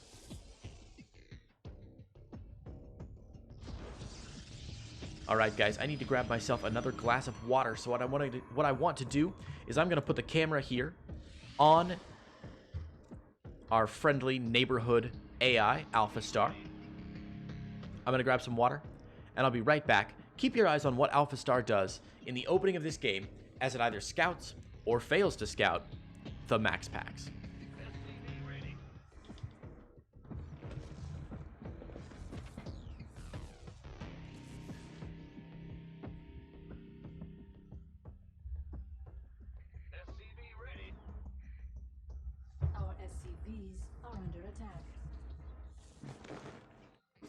All right, and we're back. Thank you guys for your patience. And all right, how has AlphaStar been doing? Pretty good so far. Ah, interesting. This is certainly not the MaxPax build that we've talked about. Normally with the MaxPax build, you put a pylon out on the map, you put a gateway out of the map, and you try and stop that command center from being built. This time... Oh, MaxPax is from Denmark? Oh, I did not know that. I apologize. I thought he was a Russian player. Huh. I'm actually a little bit surprised. I was almost certain he was a Russian player. Cool. Apologies, guys. Not Russian at all. Danish. Huh. I don't know how I got it into my head that he was Russian. MaxPax does not have a Liquipedia page yet. That's surprising. All right, sorry about that, guys. So yeah, MaxPax is a Dutch player, not a Russian player. But he still has a great build. Not using it this game. Just going for that proxy Stargate. Oh no, now Nikolai is saying that he's Russian, not Danish. Oh dear. He stopped using the MaxPax build? Oh no! Oh gosh. Alright, so AlphaStar's Reaper is getting in here. A nice grenade, but not able to get any kills. Does scout out, very importantly though, the Stargate. So now AlphaStar knows what it's up against. It's going to finish up this 1-1-1 and should be able to respond maybe to the Oracle that's almost certainly going to pop out from MaxPax here in just a moment. Warp Gate research is on the way. Ooh, with a factory adding on a tech lab here. I like this. So we'll see if that's a swap over here for the starport. We'll see if AlphaStar's AI is again going to go into Banshees. We saw it do Cloaked Banshees last game. It's getting one Viking out to start with. Huh. Okay. Whoa, MaxPax. Yeah, baby. MaxPax, I love it. Getting that fleet beacon down is going to go for, I mean, it's either Tempest or Carriers. Either one, a phenomenal choice early in the game. That should certainly throw AlphaStar off of his rhythm just a little bit. Let's see if he's able to confuse the Google AI agent and prevent him from getting done what he wants to get done. Google AI agent, of course, putting out a second Viking already, though, so a pretty good read here by AlphaStar. Has not seen the fleet beacon yet, but doing a good job of guessing at what's coming next. Okay, so first Tempest on the way from MaxPax. It is getting chronoed out. We'll see if he uses his second chrono on the Tempest as well. The Tempest is queued all the way across the map. MaxPax wants to get some damage done very quickly.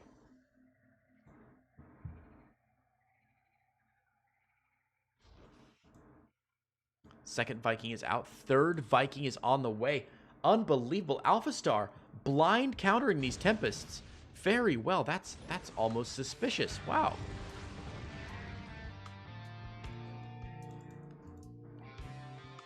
Another gateway on the way for MaxPax here. First Tempest lumbering across the map now. Second Tempest on the way. Shield batteries going down. MaxPax is going all in here.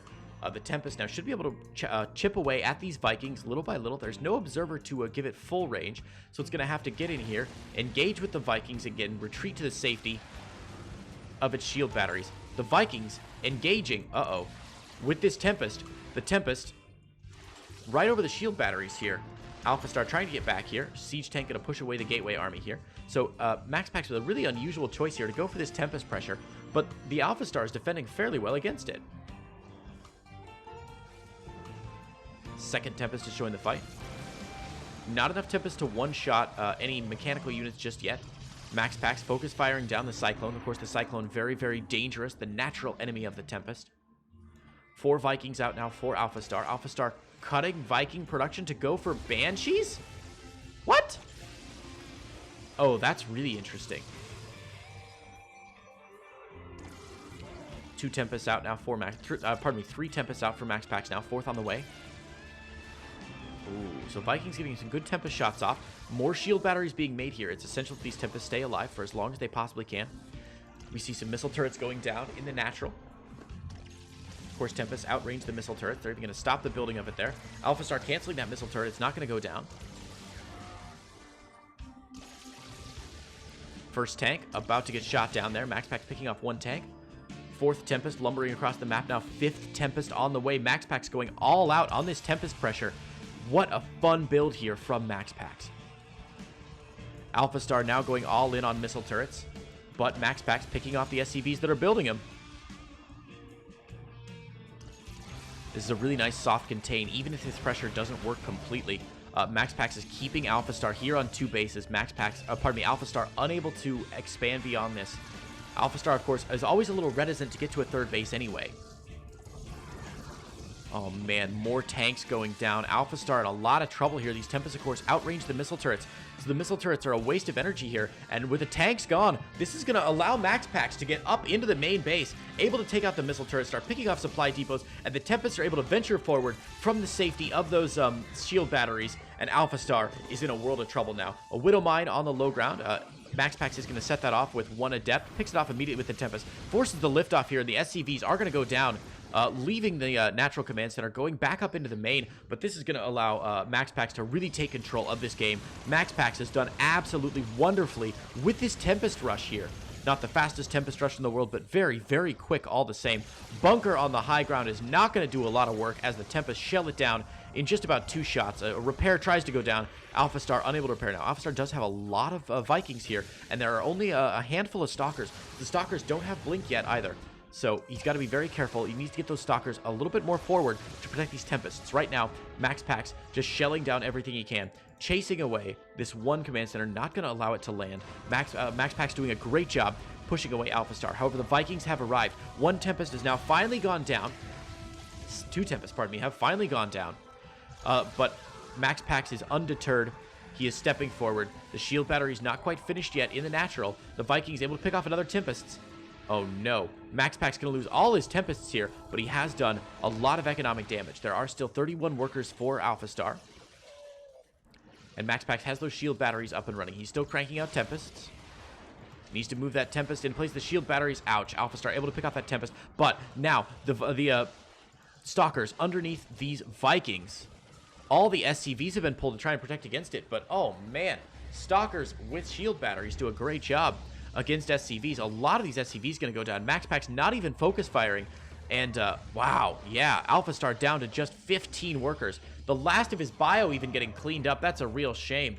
The last lone mule dropped from the command center before the Stalker picks it down, and I think MaxPax has got a pretty solid handle on this game. So far, AlphaStar only has 5 Vikings remaining. Stalkers picking off everything they can. Free Viking, getting on top of the production facilities even. Ouch. Just not a lot left here for AlphaStar. MaxPax with 6 Stalkers. Again, these Stalkers don't have Blink just yet. MaxPax adding on another gateway, but oh no, a tank pops out at a very bad time. Eats a lot of damage. AlphaStar is able to get that tank up. Gets the repair off, and that's alright. That should help him defend just a little bit. But more Stalkers getting warped in here. More Tempests being produced. And MaxPax, with his opponent on 1 building, on 1 base, himself on 3 bases. And if AlphaStar were a human, he would have certainly GG'd out by now. The Stalker's going to continue to clean things up here. Going to work on trying to supply block him. Going to pick off 3 supply depots on the low ground. The engineering bay as well. What a shame. But what a victory here for MaxPax, who's able to confuse the AlphaStar AI just a little bit with that early Tempest build. And not a great build against it here. So MaxPax almost certainly going to take this game. Pushing up the ramp here. The Tempest shelling down onto the Siege Tank. No repair. The Siege Tank goes down. The Vikings able to pick down this Tempest again. But at what cost? A lot more Vikings are going down. Shield batteries in the natural here. Going to save these Stalkers. Another Stalker warp in from MaxPax, who's adding on another gateway back home. Has some Stalkers back home to defend, but I'm not sure he really needs them at this point. Tempest able to pick down all the bio. The Vikings again coming up for AlphaStar, but with the 2 shield batteries in place now, the Vikings shouldn't be able to take down AlphaStar, the Tempest here, I don't think.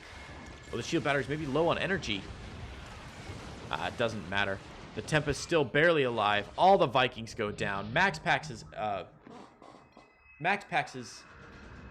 there it is. The GG finally hits, and that's going to be the end of that game as MaxPax craftily sneaks his way in to our second human win of the day.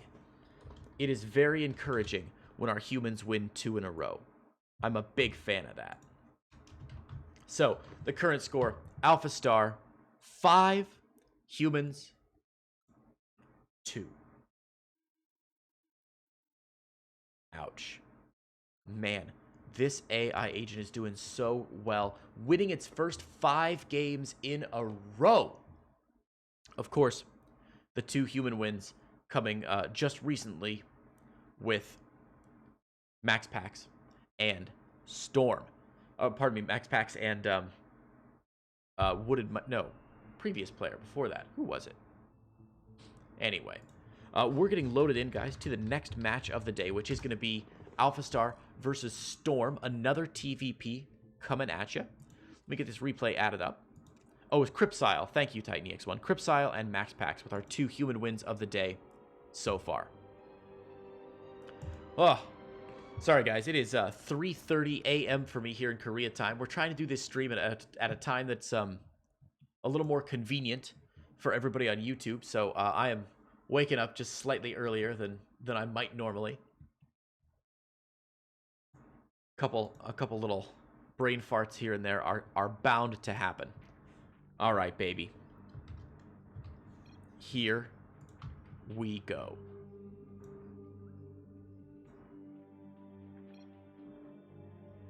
Game number 8. In the top left-hand corner of King's Cove LE. In the red, playing Terran, it is AlphaStar.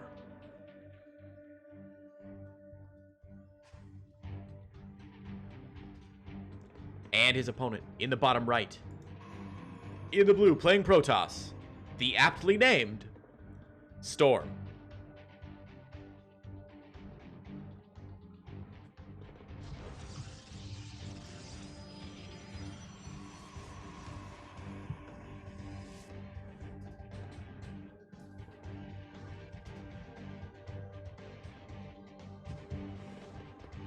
All right.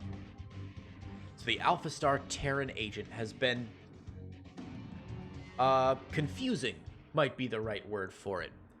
It's pulled out some really unusual builds so far, and some really unusual responses to what it's seen on the field. So, for example, last game, MaxPax was doing this crazy early game Tempest Rush. We saw AlphaStar get in a fair amount of Vikings, and then as the Tempest Rush hit, AlphaStar was like, no, I got this, and instead made a Banshee out of his starport. Certainly an unusual response to getting Tempest all it is to make a Banshee and send it across the map. It did find a little bit of joy. It got a couple kills with the Banshee, but, a very unusual response, and one that a human player, I think, would certainly not even consider much less go ahead and enact. So, we've seen some flashes of, you know, brilliance or insanity. The line between those two, of course, is so thin. From the AlphaStar Terran agent, and I'm excited to see what it goes for this game. It's proven to be very powerful with biotank, requiring fewer medevacs than most humans would need in their pushes. And some of the biotank pushes from Alpha X have just been terrifying. If it's not harassed in the early game, it puts on about the most solid 1-1 push imaginable. See if that's what AlphaStar goes for. It looks suspiciously like that may be what AlphaStar is going for. Again, we see 2 Marines coming out of the barracks. We see a tech lab getting on and onto that factory for a couple more tanks. And we do see the starboard being built behind this. Pretty standard for AlphaStar and what we've come to expect. And the engineering bay, of course, tucked away behind the natural there for that +1. On the other side of the map, Storm, adding on a couple more gateways, has that robo facility finished up. Warp gate on the way with another stalker coming in. So no other tech buildings beside this robo facility just yet for Storm. We'll see what pops out.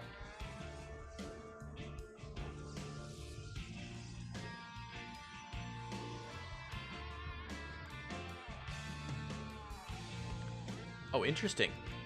AlphaStar building a missile turret in the main. Now, he hasn't scouted. Let's take a look at what AlphaStar can see here. So far, not a whole lot. A gateway, a couple more gateways, a pylon, not a lot. But a missile turret in the main, all the rest, I guess AlphaStar trying to guess maybe that there's a Stargate hidden somewhere on the map. Not the right call, but an interesting decision there from our AI player. We see Cloak starting up again for these Banshees. We see the first tank on the way and some more Marines popping out. AlphaStar with a very similar build to what it's used to.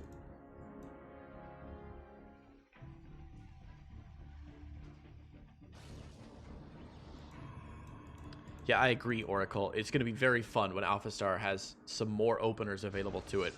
I'd love to see an AlphaStar cannon rush. Can you imagine how terrifying that would be? A cannon rush against a player with perfect micro and great decision making. Ooh, Oracle says that's how they make the Alpha Zero games interesting in chess. They give it unusual openings and see what happens. Yeah, that's really cool. And I think there's a really interesting... Oh, a nice scan by AlphaStar to pick off that observer. Oh, that's so cute. Nice work, AlphaStar. That's so good. Of course, human players can see that shimmer. AlphaStar can probably see that shimmer as well. Picks off that observer. Very nicely done. Anyway, that's a really interesting discussion that is definitely would be fun to have at some point, Oracle, is what the future looks like, you know, in a year or 2 or 10 or however long it takes before these AlphaStar agents are completely better than humans, like straight up just #1 GM, Maru can't beat them, Classic can't beat them, Dark can't beat them, whoever your #1 players are, Cyril can't beat them. And what happens from there? I mean, we have chess AIs now that are, you know, run on a phone and could beat some of the top-level chess players. So once an AlphaStar AI gets good enough where it's to a point where, you know, humans simply don't have a chance, given the limitations of the system, how do we then make it interesting to play against? And, you know, some interesting openers would definitely be one way to make that happen. All right, Banshee is going to come in just as the shield batteries finish up in the base of Storm. Storm does have a couple stalkers here waiting for this Banshee. His first observer was picked off, though. Observer does just pop out, heads to the natural. As soon as this Banshee engages, though, I imagine Storm will be in a good place to defend against it. We can see the Banshee picking down at the mineral line of Storm, but the shield battery should help it live for quite a while there until the observer can get there. Storm morphing in a couple more stalkers here. AlphaStar being fearless right now. 2 kills on the Banshee, and now the observer's in range. That Banshee is going to go down. But the big attack here coming at the third. AlphaStar moving in, putting pressure on the third base, distracting Storm with that Banshee in the main base. And it's going to allow AlphaStar with 3 tanks and a lot of bio to take down that third base. But is it too much? The Blink Stalker's getting on top of these tanks here. Storm with a pretty decent engagement, actually. But there's still so much bio here from AlphaStar. The Disruptor pulled all the way back home. 1 Disruptor shot going to go down. Oh, man, it's going to take out that tank. Oh, the tank's still alive, actually. The Disruptor barely stays alive as well. Didn't go for any of that bio, and AlphaStar still has a leg to stand on here. Ooh, AlphaStar needs to push forward and pick off. Oh, look at all those probes. Oh, AlphaStar. Oh, AlphaStar. Oh, no, Storm, you poor thing. Storm recalls the probes. What a high IQ play, but a lot of the probes still going to go down here. There's also a Banshee in the natural, which Storm is cleaning up. Storm unable to respond to this push here in the third. The third has been completely cleaned up here as AlphaStar takes his own third, beginning to morph that orbital command on the other side of the map. Disruptor shots going down. The tank does go down, but the bioforces are still all here. Some good Warp Prism Micro could be the end of this game. Blink Stalkers do have Blink, though, so they can blink away. Some good Micro here from Storm as he's able to pick down some of the bio units. But again, AlphaStar, with great focus, is going to be able to pick off that Warp Prism. Oh, man, the Disruptor going to go down as well. Some very high-value picks out here for AlphaStar. And Storm is just going to GG out. AlphaStar is going to take game number 7. 8. Pardon me, game number 8. Oh, wow. What an interesting game there from AlphaStar. Doing a great job mechanically, sending that Banshee into the main to distract, and then moving in for that attack on the third. Man, guys, remember, the medevac count for that attack on the third was 0. It was not 1, it was not 2, it was 0. AlphaStar didn't need a single medevac to take out that third base. Stim the bio, destroyed everything, probably would have won from that point. Storm GGing maybe a little bit before he probably should have. There was a chance to come back, but it was certainly a very slim chance. So a great game there by AlphaStar, who is looking scarier and scarier as the night goes on. The Terran agent from AlphaStar, particularly, looking unorthodox, looking interesting, and yeah, just terrifying. So let's get in, guys, to game number 9 here. One of the highlight games of the night. HellraiseR versus AlphaStar. We're loading up that game right now.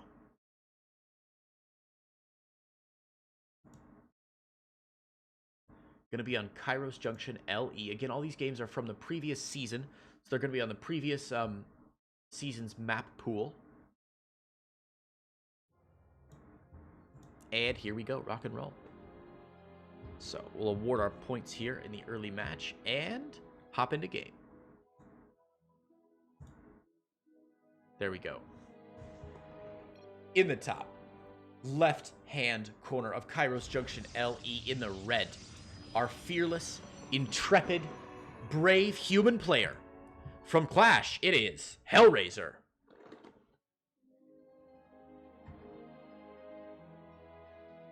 And his opponent, the evil, the data-driven, the immortal, StarCraft playing AI from Google. It is AlphaStar. Pour one out for my human homies who are not winning these games. Oof. Right now, humans have a score of 2, and AlphaStar has a score of 6 maps.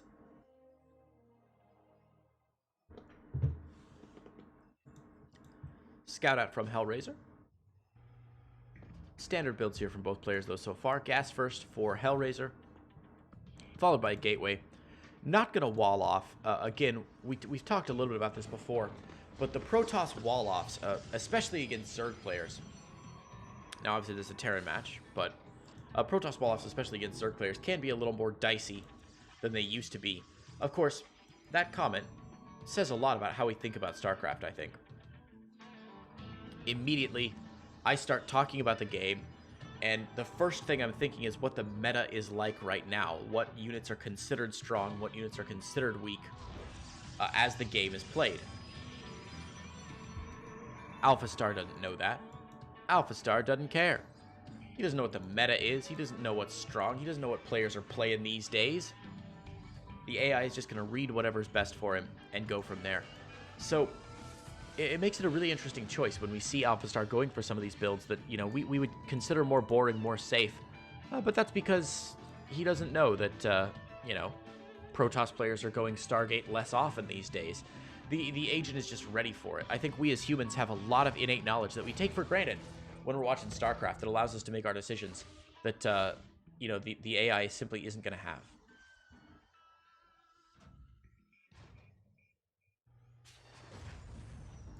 All right, Factory is about to finish up here. Again, we see the reactor on that barracks. AlphaStar going for what looks like the same build as last time, a 1-1-1. Expansion on the low ground. Get some Marines out, get some siege tanks out. And wow. Nope. That's not what he's going for. AlphaStar swapping over for a different build. This is really nice. This is the first Terran Agent game we've seen where AlphaStar does a build that's not the same. Oh, wonderful. Okay. So we're going to see Hellion pressure with a tech lab getting added on to the barracks. What a nice change of pace. A couple more gateways are going down for HellraiseR. He's up to 3 gates now. Robo facility finishing up. And Observer already on the way. So HellraiseR should see this going over. Oh, and the swap over on the starport as well. Yeah, I like this a lot. This is going to allow a Banshee follow-up. Banshee and Hellion. So we're going to get to see AlphaStar playing a style that he might not be used to. Or that we're not used to, rather. Of course, the Agent has played thousands and thousands of games with this style. He's going to be able to get that Reaper in. Gets a full scout. And, ooh. 1 Hellion does go down. AlphaStar being very aggressive with that Hellion. But the Reaper did die. But it did, importantly, it did see the extra gateway on the high ground. It did see the Robo facility. So it knows exactly what it's up against here. Pretty good scouting information there for AlphaStar.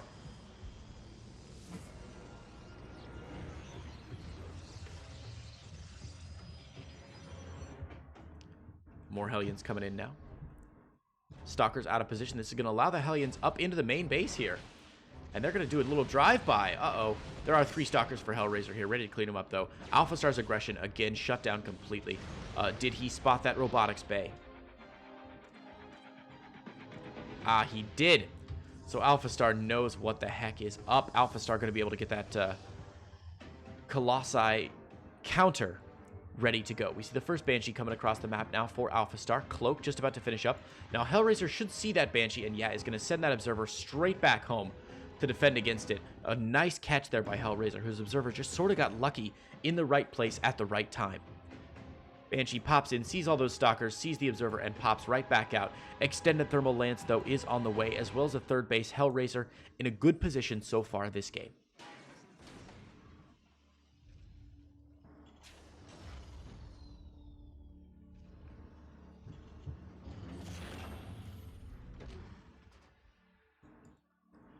More Banshees on the way for AlphaStar. AlphaStar again taking the Ninja base at the 2 o'clock position here on Kairos Junction. We've seen him do this before. We've seen it do this before. Don't want to assume the gender of AlphaStar. How dare I? Stalkers in position as well as an Observer at this natural. That's going to allow them to push the Banshee back here. AlphaStar has not yet killed, I think, maybe a single probe? Wow. So perfect game so far for HellraiseR, who hasn't lost anything yet. Has his first Colossi out, second Colossus on the way. HellraiseR, again, in a really good position here, up against the bio tank that we're seeing out of AlphaStar. So after the initial Hellion run by that failed, AlphaStar has defaulted back to this bio tank style that we see from the Agent so often. More Banshees coming out, and again, this is very common for the AlphaStar Terran Agent. So far, most Terran games, we've seen him go for Cloaked Banshees. We've seen it add on some of the Marines and tanks to do a mid-game push. No blink for these Stalkers just yet. Banshee should get in.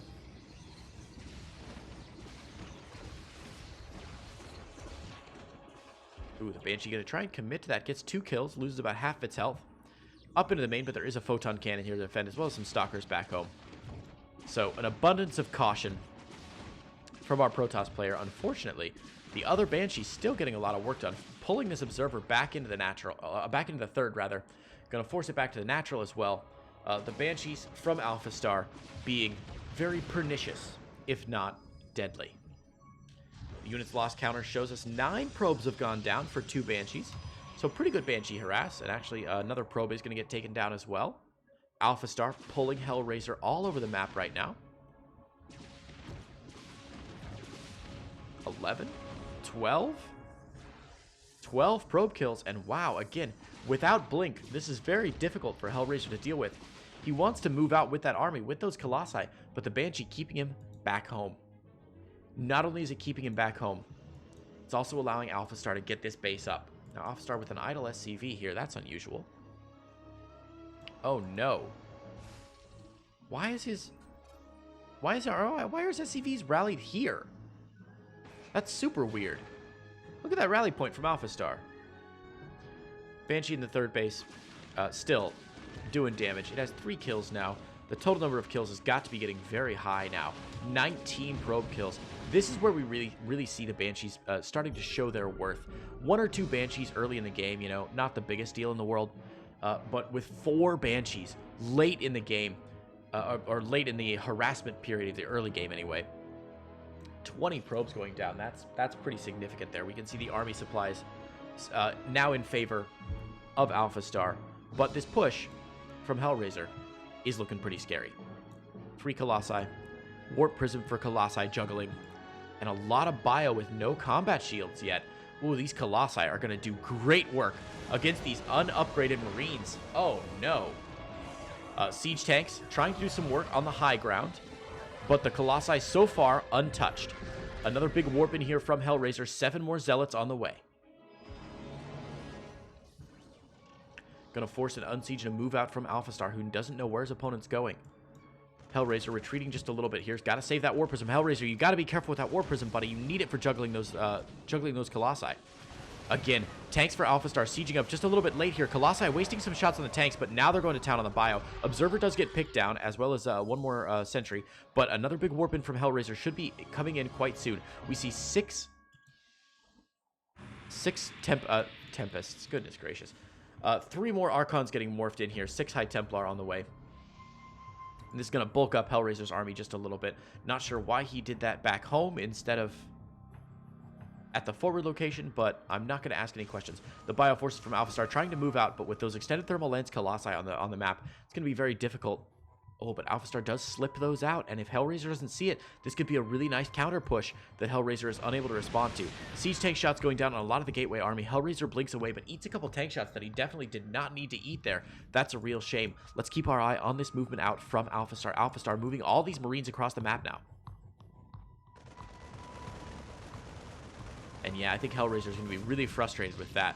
We do see a Zealot warp into the main base here. A nice counter pressure from HellraiseR, but so many Marines and so few probes. The third base almost certainly going to fall. A big warp in here of Zealots into the third. The Stutter Step Micro is going to mean that AlphaStar is able to pick off some of that, but the army from HellraiseR comes back home and cleans it up. The Zealots, meanwhile, have done great work in the main base. Not picking off a lot of SCVs because there's not a lot of SCVs to pick off, and no damage done on the production lines, but the starport is burning down. Oh, it's alright. The SCV's repairing it. Finally, AlphaStar has learned to repair.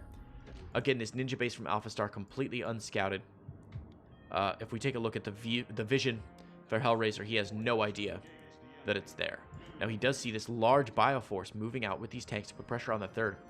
Ooh, the factory even floating down to narrow that choke point a little bit further. The army for HellraiseR now wildly out of position. It's going to come up from behind and try and cut off AlphaStar's reinforcements, which it's definitely going to do. It is going to get on top of these tanks. The Bioforce is picking down that natural, but the Bioforces need to get back to protect their tanks there. The tanks are completely set upon by these Archons. The Archon's going to crush through the tanks, leaving only Bio. That's not a bad engagement there for HellraiseR. AlphaStar losing all of those very, very valuable tanks. The Banshees, of course, going to do great work, but there's almost no bio left here from AlphaStar. HellraiseR going to be forced to recall back home to his natural to save those Colossi. HellraiseR on 3 bases now. AlphaStar just taking his 4th base. The worker count almost even. If we look at the income graph, we can see that AlphaStar significantly ahead. What a big win. Excuse me. What a big win for our AI player.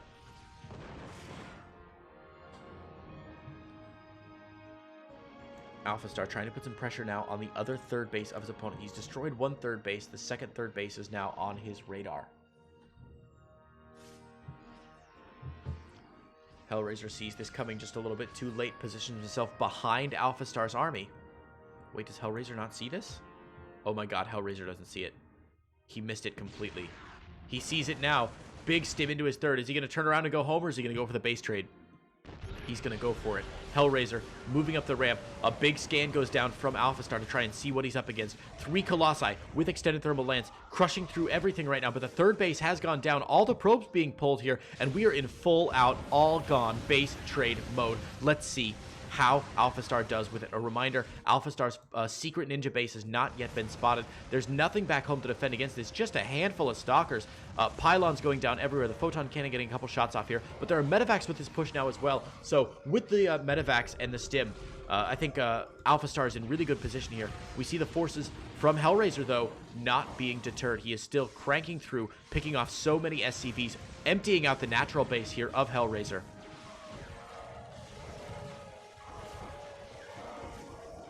HellraiseR cleaning up the natural, or pardon me, AlphaStar cleaning up the natural of HellraiseR, picking off some pylons, going for the Nexus. Nothing left out of his production facilities. 1 cloaked Banshee should get a lot of work done here. There is, I believe, no observer for our Protoss player. Oh, there is an observer here. Man, it's so hard to see on this map set. The Banshees are still getting some work done, but there are only 2 Stalkers left. So once those Stalkers go down, the other Colossi goes down as well. The Bioforce is still in the natural here for AlphaStar, and this is looking worse and worse for HellraiseR, who is now retreating to this 3rd planetary fortress. But the planetary fortress should make this very difficult. Gonna pick off 1 Stalker, gonna pick off a 2nd Stalker, and even though HellraiseR can pressure a little bit with that Colossi, there is just simply too much here for AlphaStar, who still has 1, 2, 3 functioning bases, and there's the GG.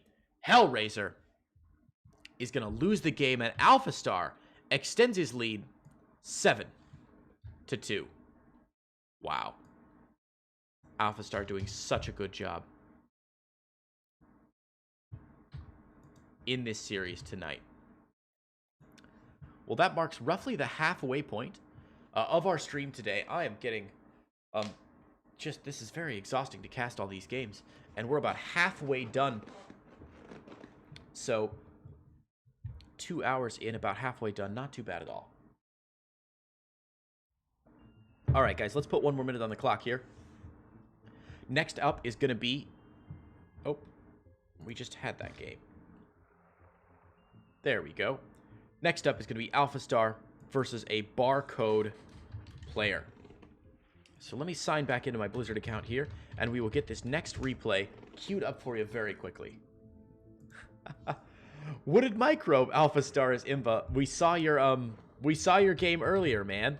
You fought bravely. If you're the same Wooded Microbe, which is a very unique name, I assume you're probably the same one.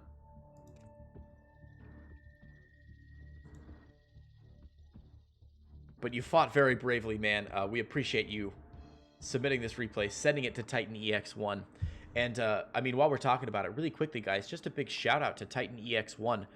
Massive thanks to all they do in the community, all the pros that they sponsor, and their teamwork, but also for putting together these great AlphaStar matches, which are so cool. And, you know, it's really nice to see a team that's so focused on growing their scene. Okay, so let me get this next match queued up, and here we go.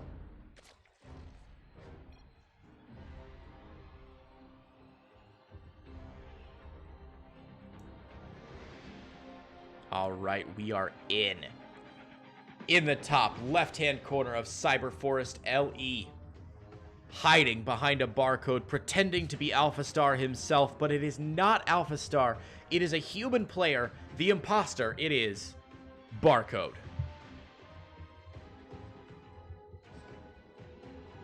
And in the bottom right-hand corner, playing Terra in this game, in the blue, it is AlphaStar.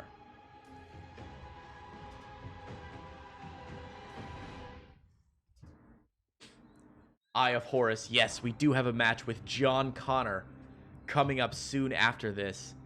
That is possibly a match made in heaven.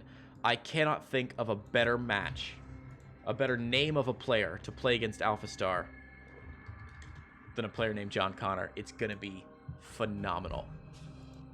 And Blue Ski, you're welcome, man. I'm glad people are appreciating these AlphaStar casts. I'm so grateful to Titan EX1 for doing all the legwork and making it so easy for me to cast this. Titan EX1 has collected all these replays. They have organized all these replays. They have, set them all up for me. So pretty much all I have to do is load the replays in and cast them. So major thanks to them for making this very easy for me. Oh my god, 3 hatch already? Oh, barcode player, you greedy sod. I will be interested to see if AlphaStar can do anything against this. Now, AlphaStar is not scouted just yet. The Reaper is coming out for AlphaStar, but no scout quite yet. So I'm sure he will be able to scout that 3rd position at some point and see that he's up against a bit of a macro play from our barcode player. This is maybe the most aggressively macro opening we have seen from anybody who's playing against AlphaStar in these series as yet. So, interesting choice from barcode player. We'll see if it pays off. The barcode saving that drone with the spore crawler, getting the first queen out. AlphaStar is going to go up to check for this 3rd base, but isn't going to see it. Now, I wonder if he's going to go check for the 3rd base in the other location. Yeah, it's too good. The computer's too good, man. AlphaStar sees that 3rd base and jumps up right into some Zerglings. Oh, dear. Barely escapes with his life there. This Reaper does get the scout off, though, so now AlphaStar knows that he is up against a 3-base Zerg with a quick Roach Warren behind it. Oh, baby. Oh, this looks good. I love me some early Roach pressure. This is like a very AlphaStar style build. Just Roaches and Ravagers all day, baby. So, our barcode player saving up a lot of gas. Not even getting Zergling speed. Look at that upgrades tab. Skipping Zergling speed. Oh my god. Going for burrow? Are we going to see a burrowed Roach harass? Oh, I love this so much. This is the kind of creative play that I love to see. Now, a reminder, guys. These players don't know they're playing against AlphaStar. It's not like they queued up on ladder and AlphaStar said, "Hello, I'm AlphaStar. Would you like to play a game against me?" No. These players are just playing on the European ladder, and they think they're playing against other human players. Burrow on the way. No burrowed movement yet, but burrowed Roach play can be really good if AlphaStar is not ready for it. If he doesn't have that missile turret, if he doesn't have that Raven, if he doesn't have those scans, AlphaStar is going to be in some trouble. So AlphaStar, going for a little bit of aggressive Hellion play here, is going to see these Roaches coming across the map, and these Roaches fear no Hellion. Much like the Witch King of Arnach. They fear no Hellion. Will AlphaStar be able to say, "I am no Hellion"? Immediately, 4 bunkers going down. AlphaStar knows what's up, evacuates the natural, and, wow, this has almost been worth it just for the bunkers alone. Supply depot goes down. Natural floating. Is he floating it up to the top corner? Oh, jeez. How interesting. So burrow is finished. A burrowed Roach going to stop the reburrowing of the replanting of this command center. Remember, burrowed Roaches heal much more quickly than non-burrowed Roaches. So these Roaches going to burrow themselves all over the map. It looks like the barcode player setting himself up to continue to harass a little bit later in the game. Wow, AlphaStar just giving up, floating all the way across already. Man. That's a massive commitment from AlphaStar to float this command center all the way to the top corner. And, oh, nope, bringing it back now. He's gonna land in the natural. It's fine. Don't worry about it. Still Roaches in the natural, burrowed Roaches now. So this is a really interesting play here. No Ravagers. Roach is gonna eat a siege tank shot here, but AlphaStar knows they're there now. Huh. What an unusual play here. From our barcode player, burrowed Roach harass. We see Hatchery just about to finish mutating into the lair. Roach is trying to get on top of some of these units here, picking off 1 Hellion and burrowing again.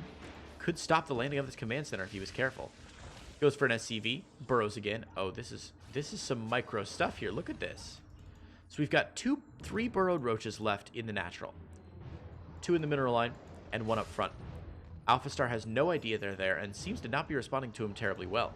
The tank is there to get some shots off, but there's going to be a lot of friendly fire that goes down with those tank shots onto the Roaches. The Roaches, of course, could, if they get burrowed movement, burrow right over to this tank and get on top of it. But there's no burrowed movement just yet. Only 7 more roaches and +1 on the way for our Zerg player. AlphaStar mustering together a little push here. This will get spotted by the scouting overlord of our barcode player.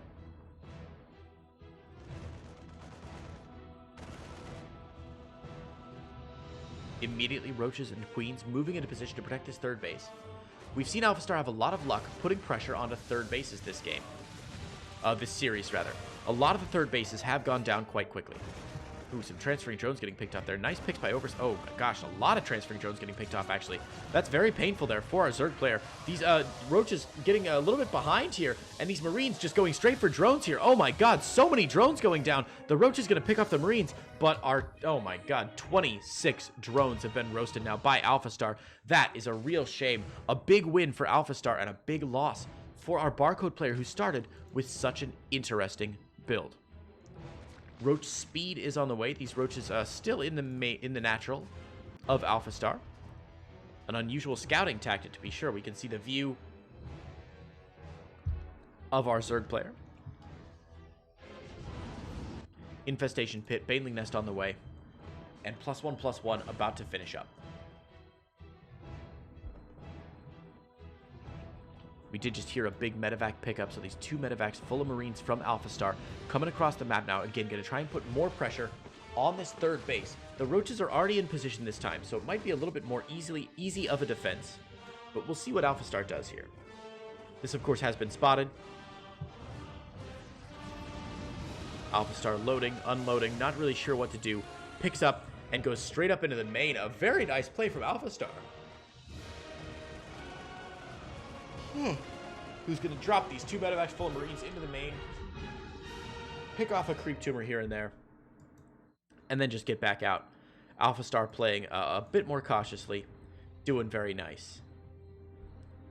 Magnath, you absolutely do hear a Creighton Olsen. What's up, man? Welcome to the stream. Thank you so much for joining us, guys. I'm so grateful to Titan EX1 for putting all of this together. It's quite a privilege to be able to bring you all these AlphaStar games, and I know you guys are really loving it. So thank you all for joining us as well for this YouTube live cast of some AlphaStar games. We're currently on game number 10, and we have 9 more games after this, so we're about halfway done with the cast right now, with some big names still to come. Notably, next up after this match is going to be AlphaStar versus JohnConnor.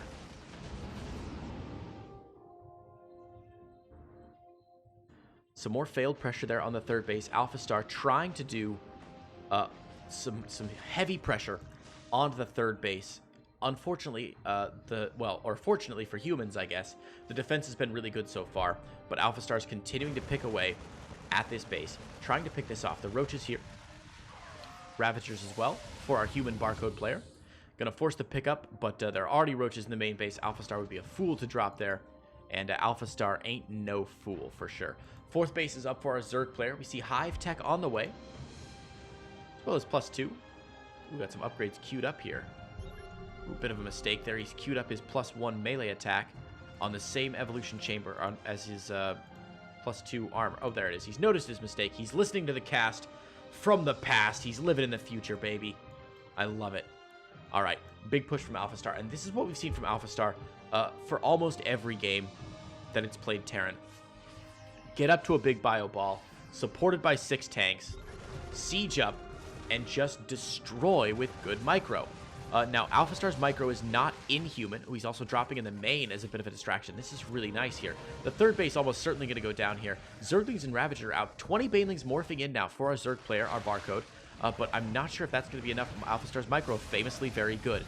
Again, AlphaStar can't do superhuman micro. His APM can't get quite high, but we can see the Zerg APM much higher than AlphaStar's APM. Oh, some big Baneling hits going down, though. A poor spreading from AlphaStar. One of the whole clumps of Marines is going to go down.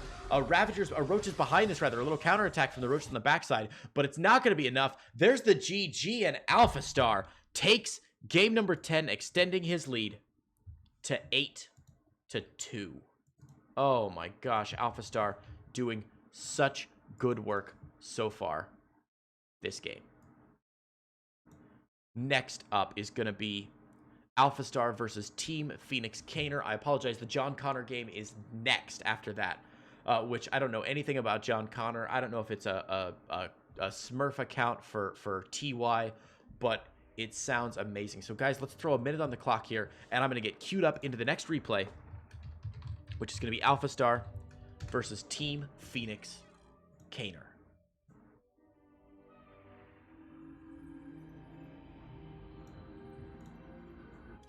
All right. There we go. Got the replay queued up. And AlphaStar coming at you. Next up. Oh, jeez. Oh, gotta do some stretching here. Gee, Christmas. It's very early in the morning for me, guys. It is 4 a.m. Korea Standard Time when I'm doing all these replays. So... I'm gonna miss some unit names. I might not have the best observing, but I'm having the time of my life here. This is a great cast so far. These games have not disappointed. Do professionals smurf? I doubt it. I really doubt that professionals smurf a whole lot. I mean, they do have barcode accounts, obviously, which is sort of a form of smurfing, I suppose. But I don't think JohnConnor is actually a smurf of any kind. I think it's just a convenient, fun name that we'll get into in the next one. All right. In the top. No, in the bottom. Look at that. In the bottom. Left-hand corner of New Repugnancy LE. Our human contender going up against AlphaStar. In the red, playing Terran. It is, from Team Phoenix, Kayor. Or Kayor. I'm not sure. Does anyone in chat know if it's pronounced Kayor or Kayor? And his opponent, in the top right, in the blue, playing Terran, hailing from the United States of America and Google Laboratories, it is AlphaStar. I believe this is our first AlphaStar TVT of the day. Should be fun to see what AlphaStar decides to do in a TVT setting.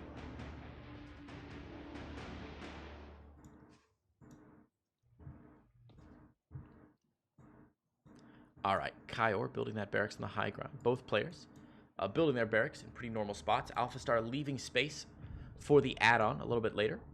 Kayor spawning in the nice... there's a small advantage when you're playing TVT on a map like this. If you spawn on the bottom, you can finish your wall a little bit more quickly because you can get your add-on here. Whereas if you're on the top, you've got to make the add-on part of your wall or set up and move your barracks back if you want the add-on later. If you're doing a tight wall off, it rarely comes into play. And I would be surprised if it did here. It's already a little bit late. Shouldn't really matter a whole lot. Labber asks, was AlphaStar always Terran in all games? Oh, no. We've got a good mix of games today of AlphaStar playing Terran, Zerg, and Protoss against Terran, Zerg, and Protoss as well. We're going to see just about every matchup, I think, with today's matches. So we're seeing a good run of all of the agents, all three agents that Google's AI has to offer, Terran, Protoss, and Zerg. Tolstoy says, pretty sure JohnConnor is Vindicta's EU Smurf. That's big if it's true. Should be a good game to look forward to. All right. So Kayor adding the tech lab onto the barracks as the starport finishes up. I imagine we'll see him swapping over and going into some Cloaked Banshee play. It's also possible that he goes for Raven. Raven, of course, a very popular choice in TVT these days. But in this case, it's going to be Cloaked Banshee, which should be quite nice, actually. We haven't seen AlphaStar up against Cloaked Banshees yet. We've seen AlphaStar doing his own Cloaked Banshees, which it looks like we're going for again this game. But we have not seen AlphaStar responding to Cloaked Banshees, and right now, with no Marines on the field, Cloaked Banshees are both kind of the same. Okay, cool. I was worried there. Not sure what you guys missed. It's Cloaked Banshee versus Cloaked Banshee. AlphaStar with a pretty aggressive Reaper Hellion push, though. The first Cloak Banshee is going to get in for Kyor. There is a Cyclone out, and Kyor needs to... Oh, there we go. Okay. So, AlphaStar putting on some pressure with a siege tank on the high ground. Kyor should be fairly well defended here, and AlphaStar has absolutely nothing to respond to this. No scans available. Of course, the second command center not finished up yet even. Still several seconds away from a scan. This Cloak Banshee is going to do tons and tons of work. AlphaStar's Cloak Banshee does get scanned, but it's going to get away as well. Oh, man. This is ugly. We see more Marines popping out. That's not going to be quite enough. Raven is out for Kyor. No Raven on the way, though, for AlphaStar. Kyor needs to focus fire down the SCVs that are building these missile turrets, though. Once the missile turrets are up, this Banshee harass is going to go down. Oh, gosh. Banshee down. Second Banshee for Kyor on the way out. Ooh, stops the building of that command center. AlphaStar is really in a tough spot right now. Back home, we see the Banshee for AlphaStar has run out of cloak, so it's finally going to go down. Did Kyor's Banshee go down as well? Second Banshee? Yes, so Banshees look like they've been cleared out. 9 workers to 12. AlphaStar in a weird position. AlphaStar's entire army getting cleaned up as well. Both players sort of resetting a little bit after the Cloaked Banshee v Cloaked Banshee harass, and now Kyor pushing forward with just those tanks. 1 Hellion as well. This actually could be a lot of pressure. The Banshee should be able to clean it up from AlphaStar fairly well. Only 1 Marine here. These tanks rumbling around, looking for a proxy, checking for a third, not going to see it. Behind this, we see more Vikings going down. The Raven and Cyclone back home to defend, but by now, AlphaStar has stopped making... he has stopped making Banshees out of that starport. Kyor just chilling. Banshees having a smoke break, or pardon me, Siege Tank's having a smoke break down to the third base of his opponent. Vikings coming to join the fight. That'll actually add a lot of firepower against the 1 Banshee. Of course, 1 Banshee left unchecked. Very dangerous.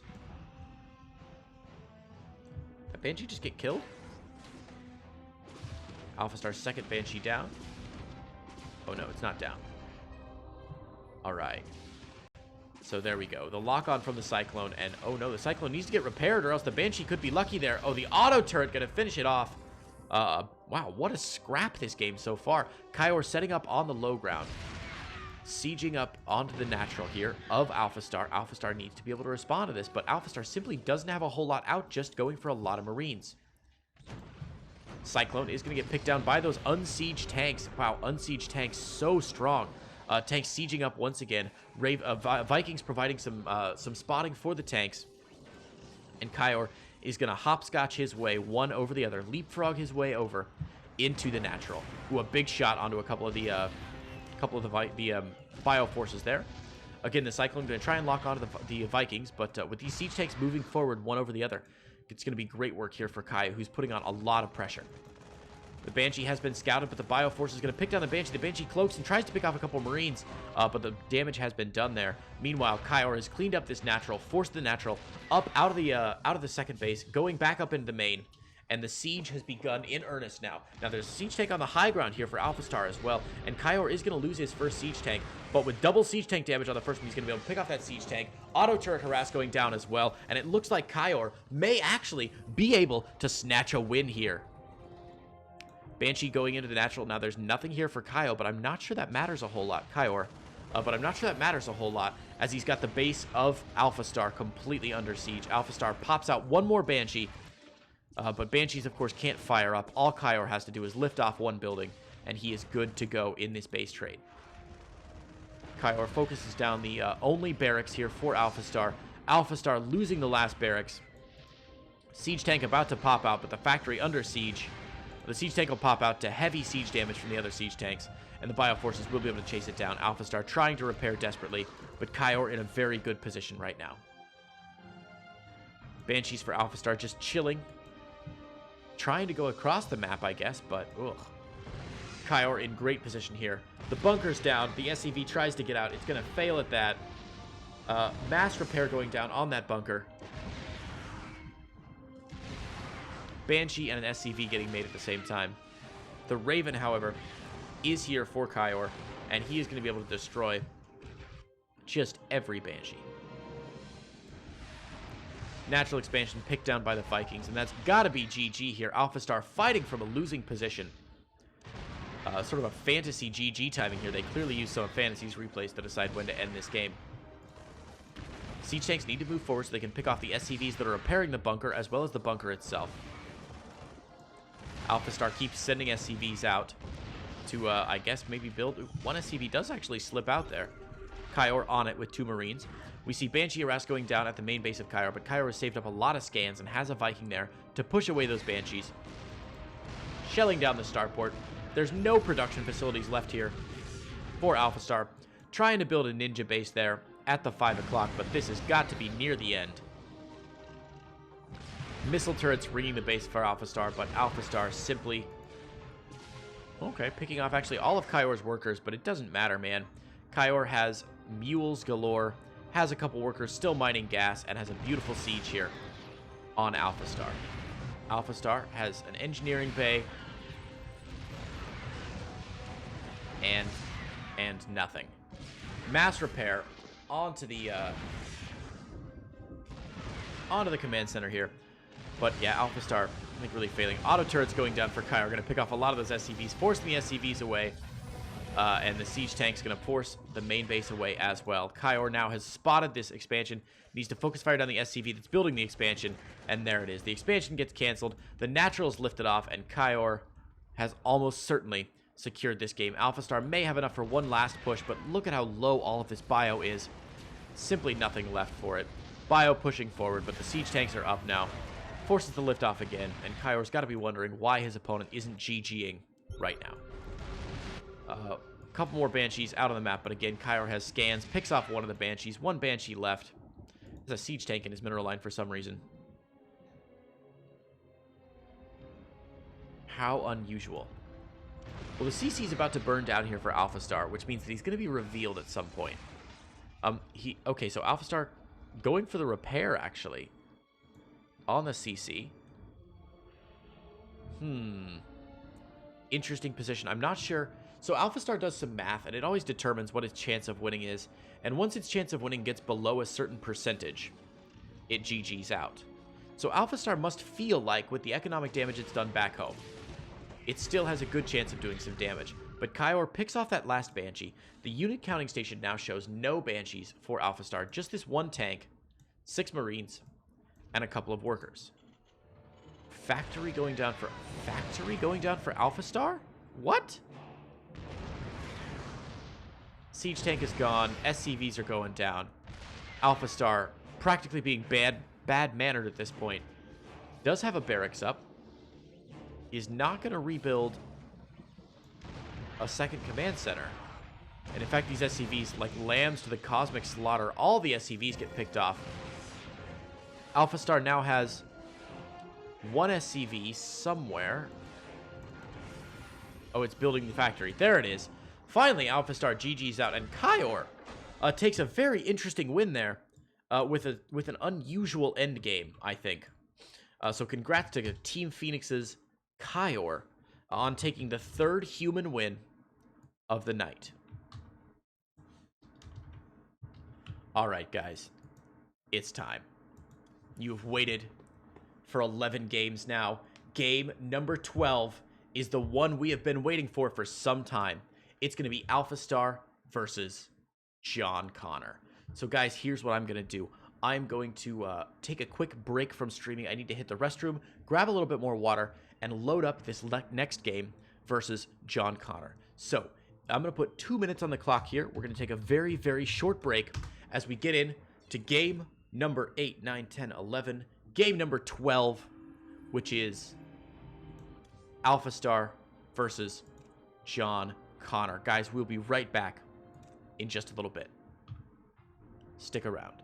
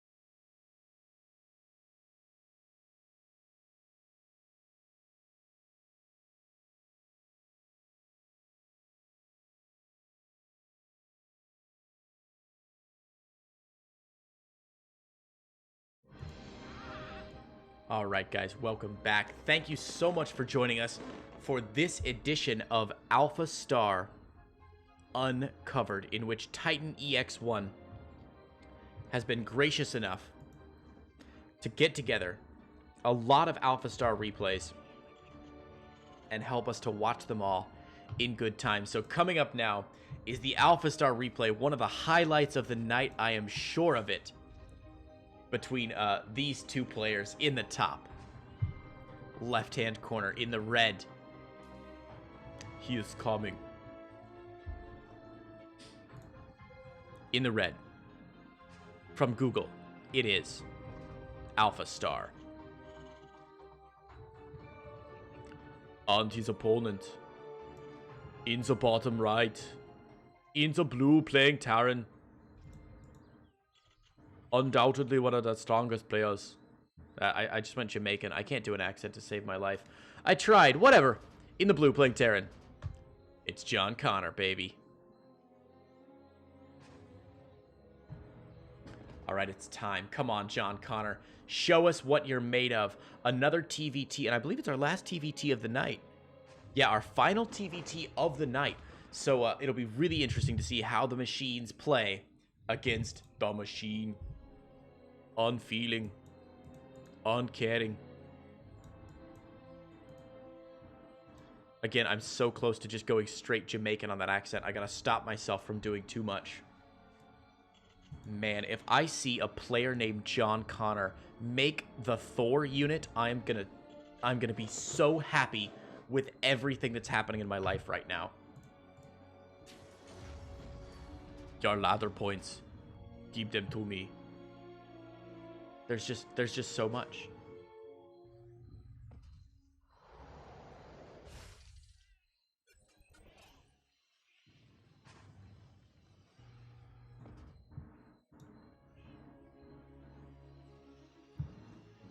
All right, standard openings from both players. We see the 1-1-1 going down from AlphaStar. And JohnConnor only slightly behind. Saving up for an earlier expand. But not that big of a difference. AlphaStar being a little bit more cautious this game, interesting, leaving his Reaper all the way back home. Just waiting, I think, to maybe be able to put on that Reaper Hellion pressure before it moves out.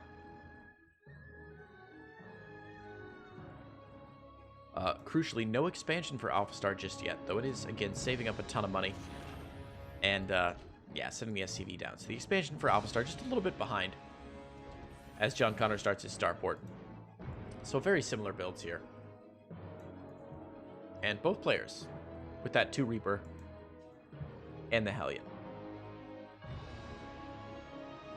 So interesting when AlphaStar does little things like this that we... Like, I'm not sure what value there is in keeping these... Well... Anyway, his timings are unusual, certainly. You know, moving those Reapers back up into base for a couple seconds and moving them back down. I guess that's when a Reaper might have snuck into the base, but on Cyber Forest, you know, you're going to see that come through with the vision you've got. So, I don't know what that's all about, but AlphaStar clearly has a reason that it's doing it. AlphaStar, of course, going into Cloaked Banshees. We have seen AlphaStar using Cloaked Banshees to great effect over the course of a couple games here. Always finding value, especially as he continues to make those Cloaked Banshees later and later into the game. There have been a couple games where the first few Cloaked Banshees of AlphaStar haven't done a whole lot, honestly. And, yeah, he's finally... And then later in the game, he's able to make that a little bit more valuable. Able to find some value with the late game Banshee Harass. We'll see what he does this game so far. Cloak is not yet finished, though, and this Cyclone lock-on is almost going to guarantee that this first Banshee does go down. Yeah, nice pick there by JohnConnor, who so far is defeating the machine. Engineering Bay on the high ground for AlphaStar this time. Usually it places it down on the low ground of the natural. And a Raven coming out also. It's the first time I've seen AlphaStar make a Raven, I think. Well, he saw the starport with the tech lab on it. So it's no surprise that he's going for Raven to defend against what could be Cloaked Banshee, but actually just it's a Raven of JohnConnor's own. So JohnConnor going to build that Raven to support himself, keep himself safe against Cloaked Banshee. Cloak has finished up now, and the Cloaked Banshee from AlphaStar entering the frame at the top here.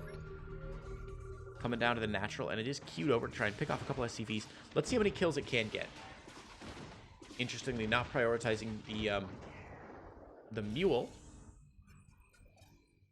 which I think most players would probably do, even though there wasn't much health or much time left on that Mule anyway. Anyway, the Raven needs to stick around here. JohnConnor's got to be very careful.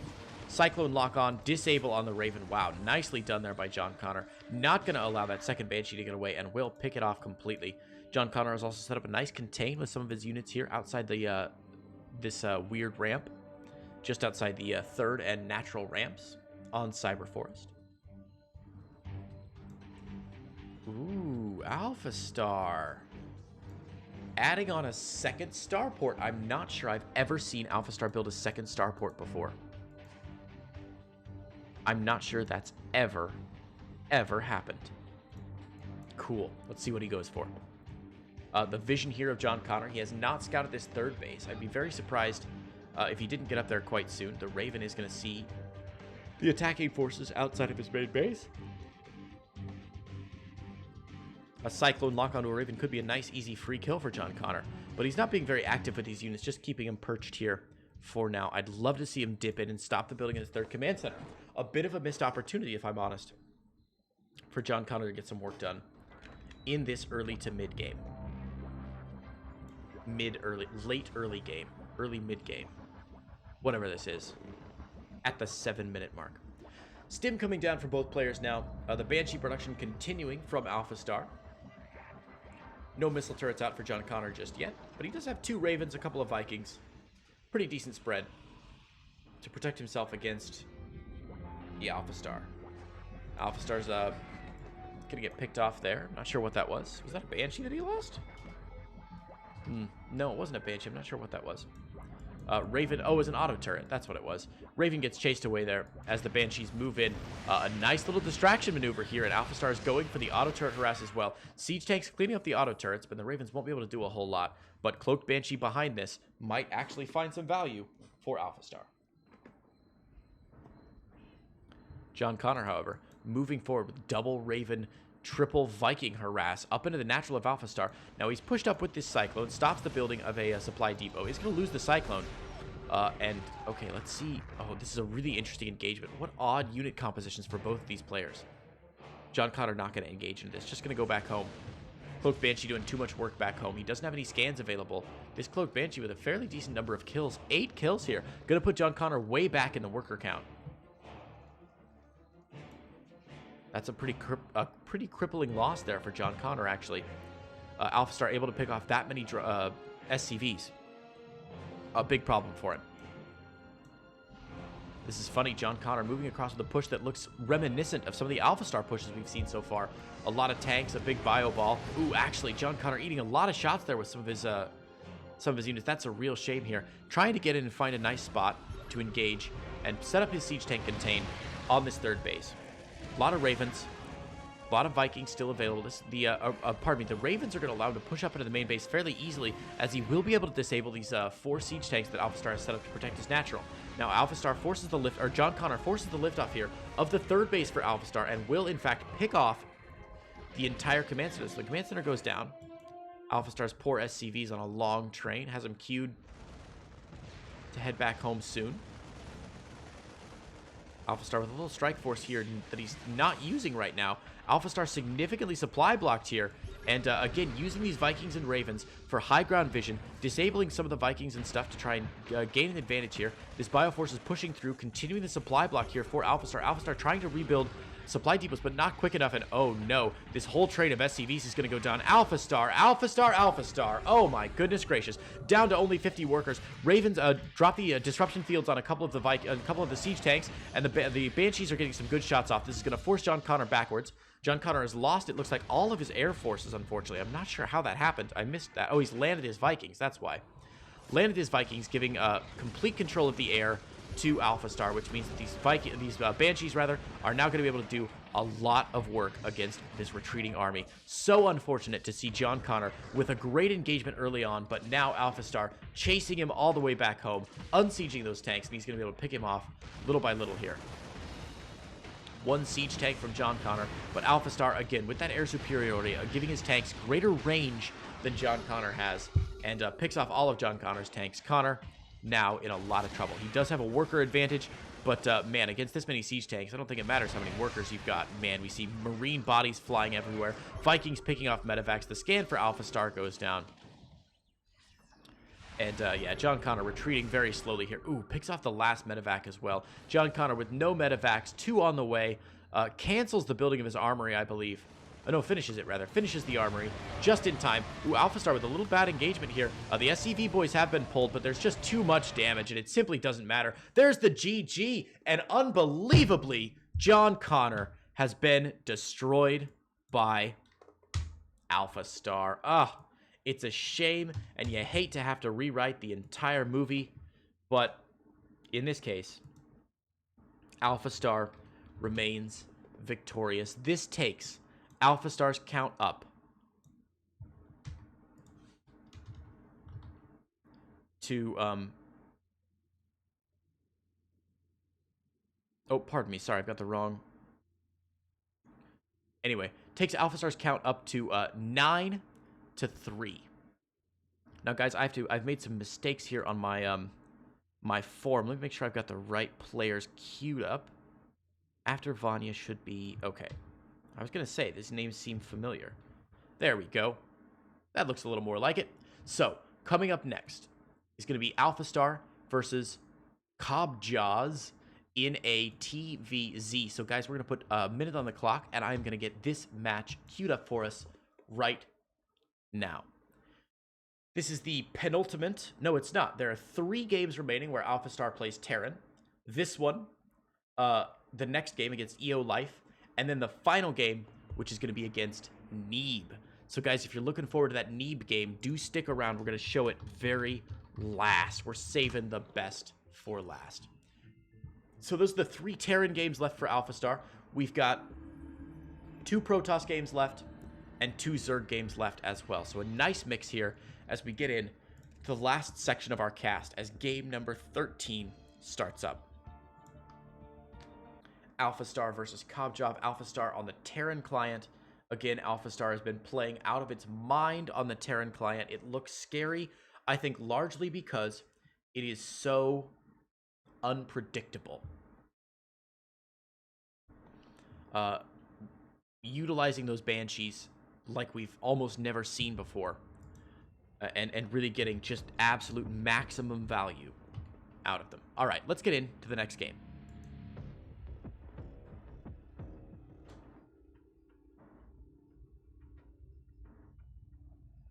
All right, gang. Here we go. In the top left-hand corner of Kairos Junction LE. Currently up 9 games to the humans 3. It's the AI from Google, AlphaStar.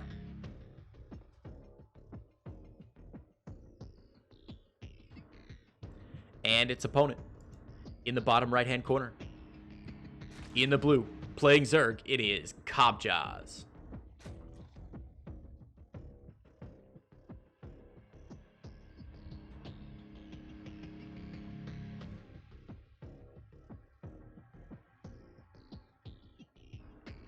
All right.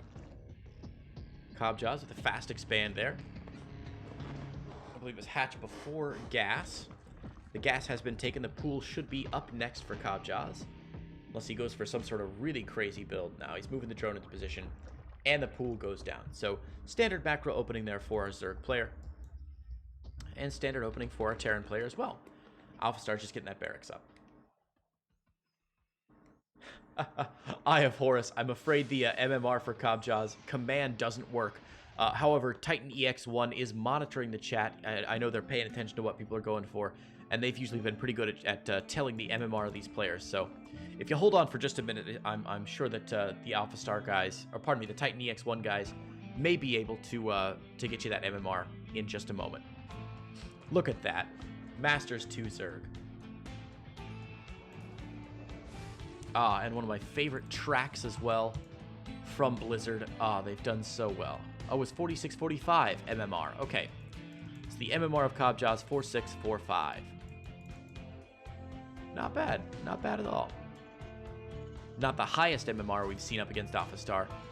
But again, so some of these games, we're playing these games not in chronological order.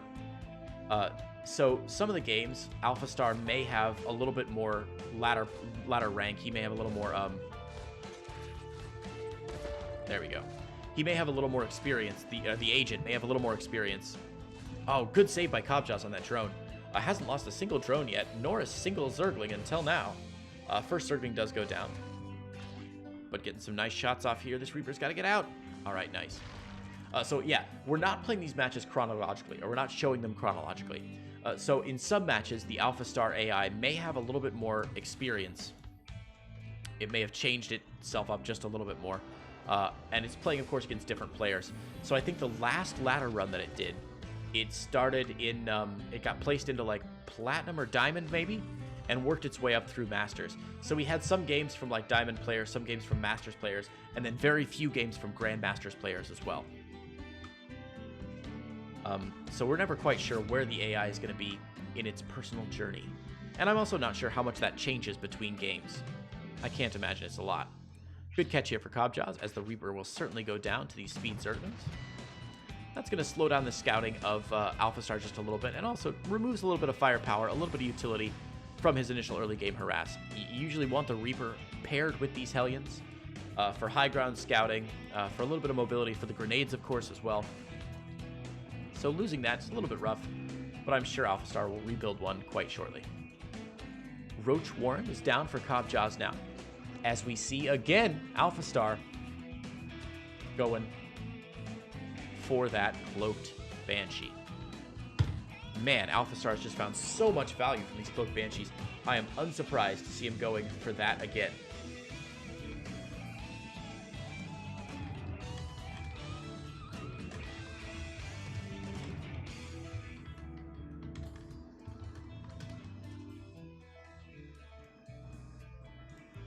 Command Center on the high ground for AlphaStar.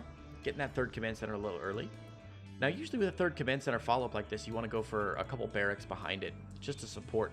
This is what we've seen AlphaStar do in the past against Zerg, is build just go for a pretty heavy bio play with some tanks. But we haven't seen him scrubbing the Cloak Banshee before, I don't think, so maybe it might be very interesting to see if he can make the Cloak Banshee work in addition to whatever push he's got with that third base. Hellion's going to come in for AlphaStar, going to see that there's, unfortunately for him, no drones to roast yet.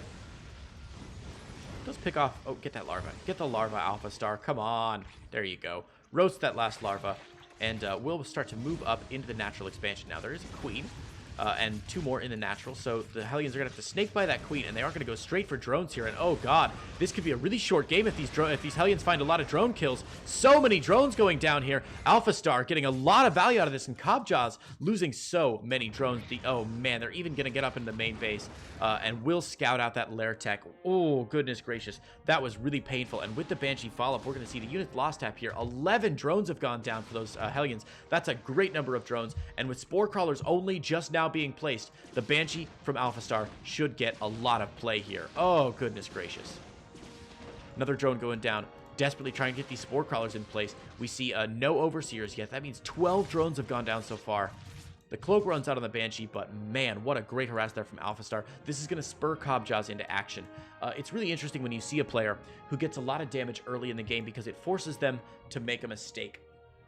It forces them to be more aggressive than they would like to be. It forces them to keep their Lings and Roaches out on the map for some reason, rather than keeping them back home to defend against whatever's coming after him. That's going to prevent him from making any Ravagers. So Kabjas has an upward road ahead of him, but don't forget to look at the supply here. Kabjas with 43 army supply. Now, Roach is obviously a little supply heavy, so they always look like they're more supplied than their value actually is. But that's still, with only 2 siege tanks in place and a lot of Ravagers morphing in, Kabjas may have a chance to come back. A nice raise of the wall there by AlphaStar. But Kabjas has an awful lot here. Let's see if he can make some magic happen here. Already 2 siege tanks sieged up. Siege tank shots raining down here, but corrosive bile's going down. SCV's pulled to try and repair the tanks. 1 tank does go down, but SCV's repairing the wall as well. AlphaStar seems to be in fairly good nick so far. Even more corrosive bile's going down. Oh, goodness gracious. 2 supply depots do go down. AlphaStar in a world of trouble now, as there are a lot of Ravagers left. Corrosive Bile is going down on one of the tanks. The tank is not long for this world. The boys have been pulled. AlphaStar desperately trying to defend for his life, but he does have 2 Banshees picking off everything in the main base back home for Cobjaws as well. Cobjaws has now lost 34 drones, down to only 10 workers, and that's going to be it. With his pushed away at the natural, Cobjaws is going to tap out, and AlphaStar extends his lead to the double digits. AlphaStar now with 10 games to the humans with only 3. Oh, friends. Oh, friends. Oh, friends. AlphaStar is scary. It's terrifying. And I don't know what we can do to stop it. I really don't know what I can stop. We have seen his Terran play. Again, there are 2 Terran replays left here. EO Life, and of course the final game against Neeb. So guys, stick around for that Neeb game. It should be really, really exciting stuff. We have seen the AlphaStar AI using Banshees like... I don't even know how to say. Getting so much value from those Banshees that it's truly terrifying. So that's going to wrap up that. We had a long string of Terran matches for the AlphaStar. That's going to wrap that up. We do have 2 Terran matches left, of course, but we're going to go back finally to see the AlphaStar playing its Zerg agent in a ZVZ against a player named Bassett, hopefully named against the adorable dog, the Basset Hound, because they're super cute. All right, so AlphaStar versus Bassett is coming to you.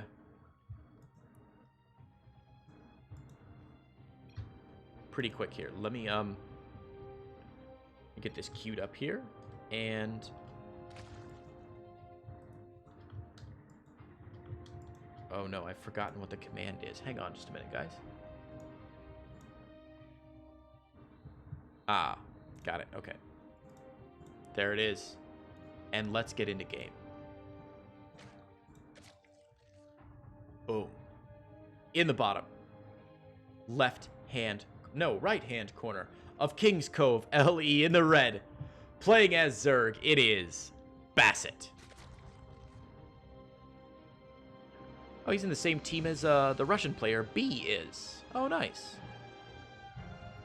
And Bassett's opponent in the top left, in the blue, also playing Zerg, hailing from the US, it is AlphaStar.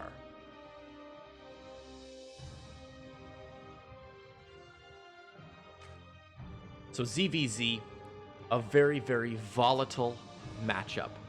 One small mistake can end your whole career.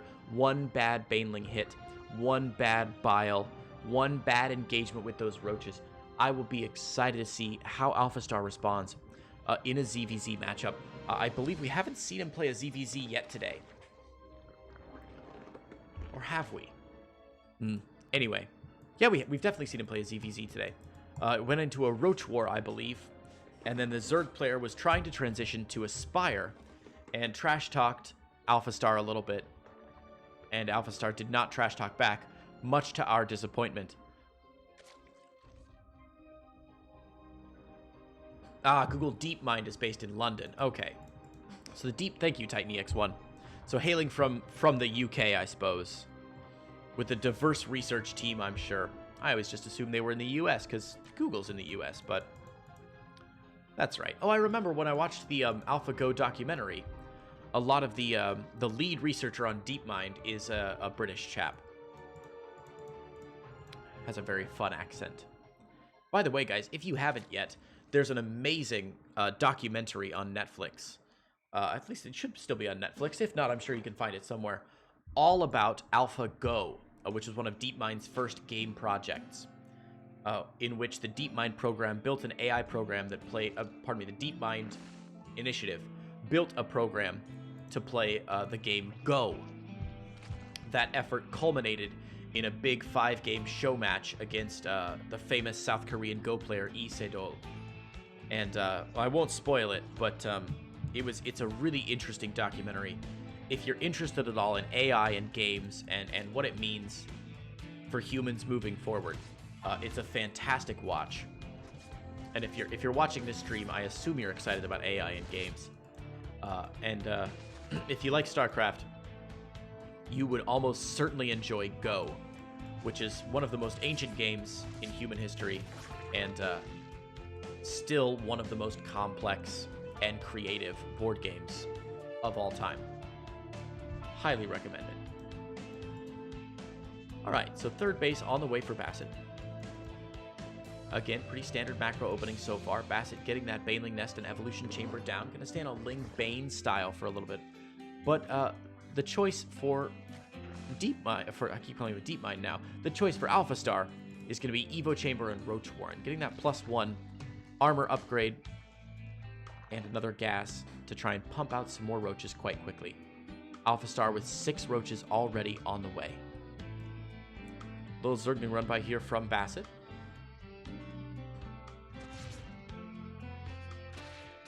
Ooh, Bassett getting a nice surround on the Queen. Banelings coming in as well. Let's see if DeepMind can pull the drones in time. The drones are being pulled, microed away here, but the Banelings desperately searching. Okay, the Banelings getting some nice shots off. About 5 drones go down. The Zerglings unfortunately unable to pick anything else off. Bassett with 4 drone kills for the cost of 4 Banelings. 4 Banelings and 13 Zerglings.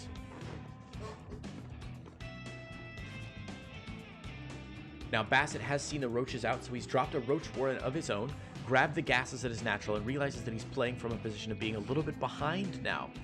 Behind in workers, ahead in bases, behind in workers, and certainly behind in army supply after losing a lot of Zerglings in that first attack for only a couple of drones.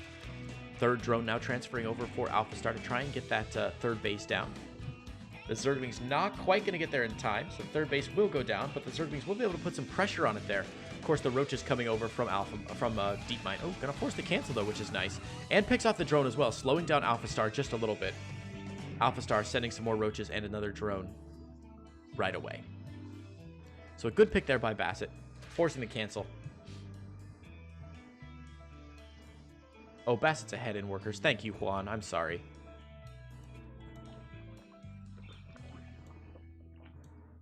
It's 4:50 in the morning here, Korea Standard Time.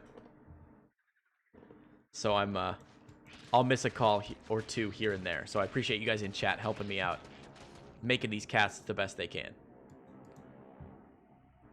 All right, so AlphaStar cancels the third again, but looks like he doesn't care a whole lot as his army is super scary. 70 army supply to just 40. All right. Forces a cancel on the first evolution chamber. The other evolution chamber blocking out these roaches, funneling through a narrow chokeway, but AlphaStar picks down that other evolution chamber, forces the cancel as well. AlphaStar going to rotate around to the third base. Now it's his turn to put some pressure on.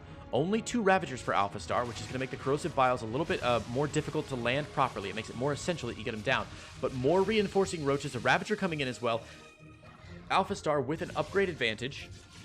+1 armor versus the +1 melee, or +1 missile attacks, rather, of Bassett.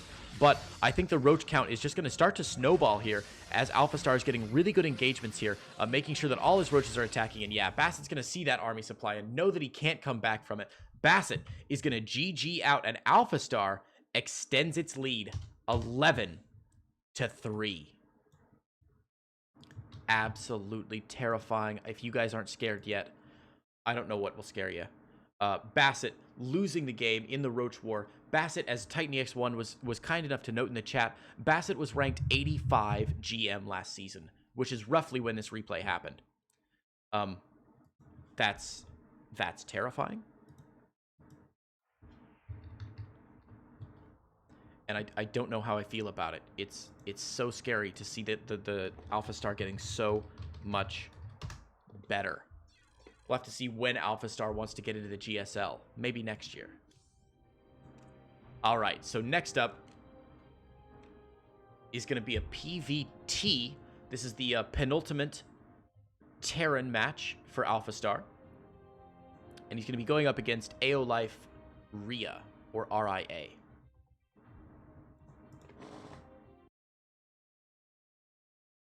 Thank you so much for joining us, guys. This has been a delightful cast so far. We're still only about a third of the way done. We still have 5 matches left to go, including matches from Vanya, who is playing off-race, and, of course, that last match there from Neeb. So, really exciting stuff coming up. Still probably about an hour of StarCraft action left, give or take. Should be all kinds of fun. Okay, let's get into the fight here. We are ready to roll. Boom. We find ourselves on Kairos Junction, LE. In the bottom, right-hand corner in the red. Playing Terran and dropping a very polite good luck, have fun. The barcode player, better known as AlphaStar.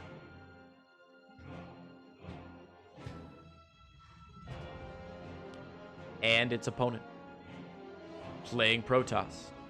In the blue, in the top left, it is Rhea.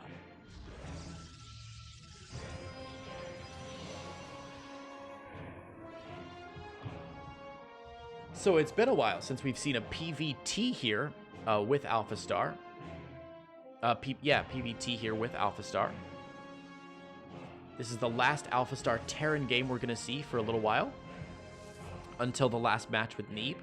Although he has been doing the AlphaStar has been doing a great job so far playing Terran, getting a lot of value with bio-tank pushes, getting incredible value with Cloaked Banshees. Just been real solid stuff so far. So exciting to see AlphaStar and what AlphaStar is doing as it plays Terran against Protoss. Cloaked Banshees, of course, slightly less powerful against Protoss, as shield batteries can protect a little bit better against them. But who knows, man? Who knows what this crazy AI is thinking? It is so hard to get into the head of a channel like that.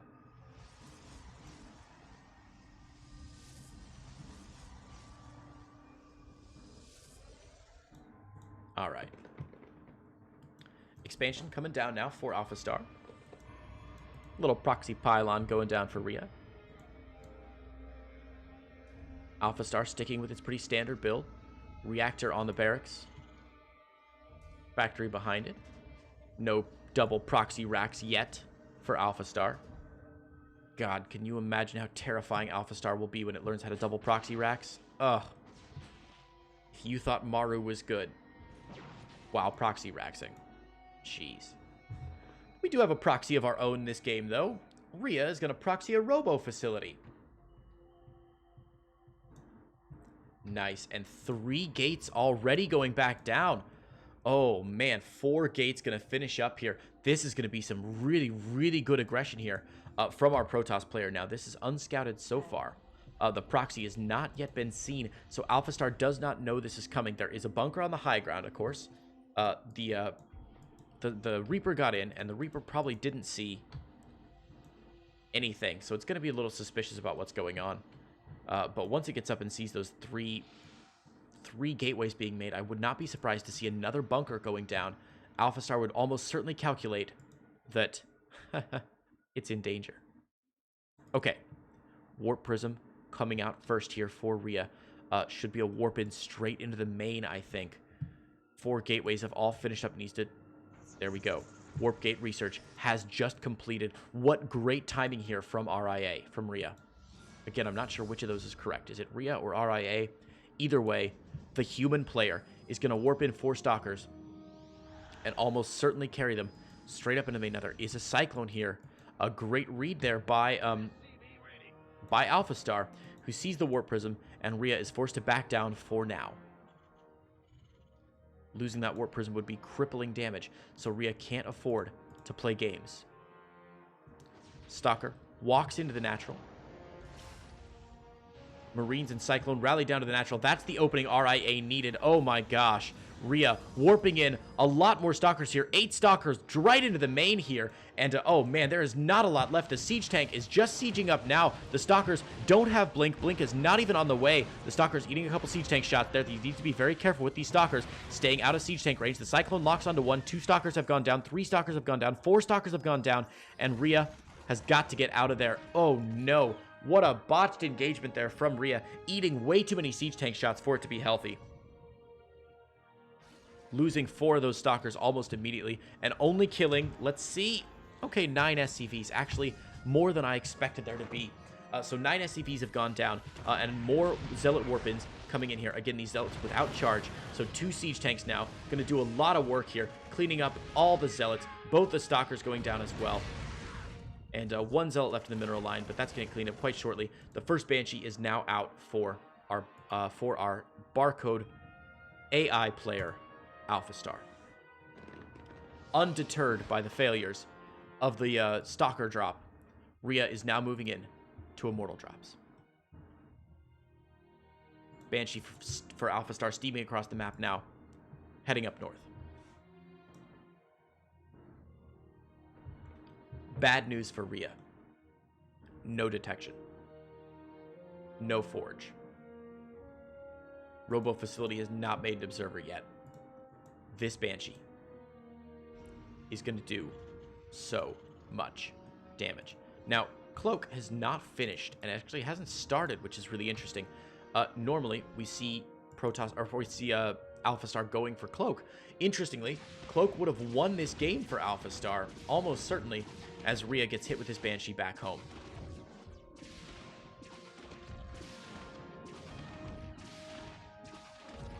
I don't even know what to say.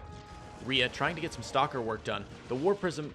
Oh, the War Prism barely gets away, but the Stalker's going to clean up. The Banshee here to help if it needs to, but man, AlphaStar just doing so well this game. Stalker's finally going back home, Warpin, and since there's no Cloak, that Banshee will get picked off there. So Rhea forced to use some units back home to get that Banshee down. I'm surprised to see no Observer out yet for Rhea. No Forge, no Cannons. If Cloak was here, this game would just be over. Look at the units lost tab, though. 12 probes to 14 SCVs. The worker count wildly in favor of our AI player. And as Bakteyun says in the chat, yeah. What do you say to this other than, ouch. Again, this failed cheese here, the Immortal drop for Rhea is just not going to pay off, I don't think. Banshees are here to fight against it. Siege Tanks are here to fight against it. Even if the Immortal comes out and Rhea is caught by surprise. Pardon me, AlphaStar is caught by surprise. Rhea simply just doesn't have enough gas in the tank to make this happen. 15 workers to 48. This is a 1-base Protoss. And this game may be going on a little bit longer than it probably should. Big warp in here from Rhea will stop the building of that command center and both these barracks as well. AlphaStar moving back into position. Sieging up tanks at the top of the ramp to try and protect against this. Some nice cancels going down, but again, this Banshee going to do a lot of work popping the shield of the Immortal. The Immortal shield already down. The Bioforce is on top of the Immortal, focus firing that Immortal down. Moving on to focus fire down the Warp Prism. The Warpin will not finish. And with Bio, tanks, and a Banshee remaining, these 3 unblinked Stalkers are almost certainly the last hope of Rhea. Rhea, unfortunately, not going to be able to make it any further in this game than this. There's the GG, and AlphaStar takes another victory, making the total score 12-3. Oh, humans. Humans. When will you learn you're no match? You're simply no match for AlphaStar. It's been destroying nerds left and right. Again, the total score today is 12 for AlphaStar and 3 for our humans. Guys, we have 4 games remaining tonight. A game with Vanya, who is playing the off race, the Protoss. 2 games with a player named Rotab. And the final match, which I think a lot of people are really excited about, is going to be a TVP with Neeb. All right, so next match, Vanya's off race. Brilliant. Let's get this game queued up. Oh, man. So, if you're just joining us, guys, all these AlphaStar games were played on the previous StarCraft 2 patch. So they're not going to be as... they're not on the current maps. The newest map pool just came out. This cast is taking place on August 22nd, 2019. So the previous patch is like King's Cove, Acropolis, pardon me, Thunderbird, that map set. It's just as the new maps are changing over, and we're seeing the new maps like Disco Bloodbath and Ephemeron coming in. So none of these maps are on those maps. So let's enjoy these old maps while we still can. In the top left-hand corner of King's Cove LE, in the red, playing Protoss, it is Vanya.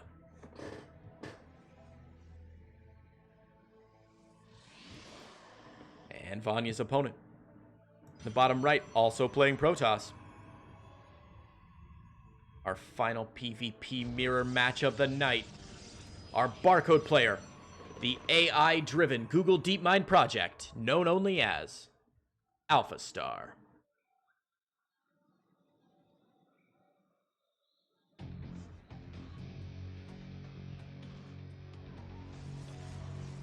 No cannon rush for AlphaStar. I'm a little disappointed, if I'm honest. Guys, I'm going to step away for just 1 minute. I'm going to grab myself another glass of water. I'm going to put you on view so you can see exactly what AlphaStar sees and think what AlphaStar thinks. I will be right back in about 10 seconds with a glass of water to return to casting this game. In the meantime, enjoy AlphaStar's vision.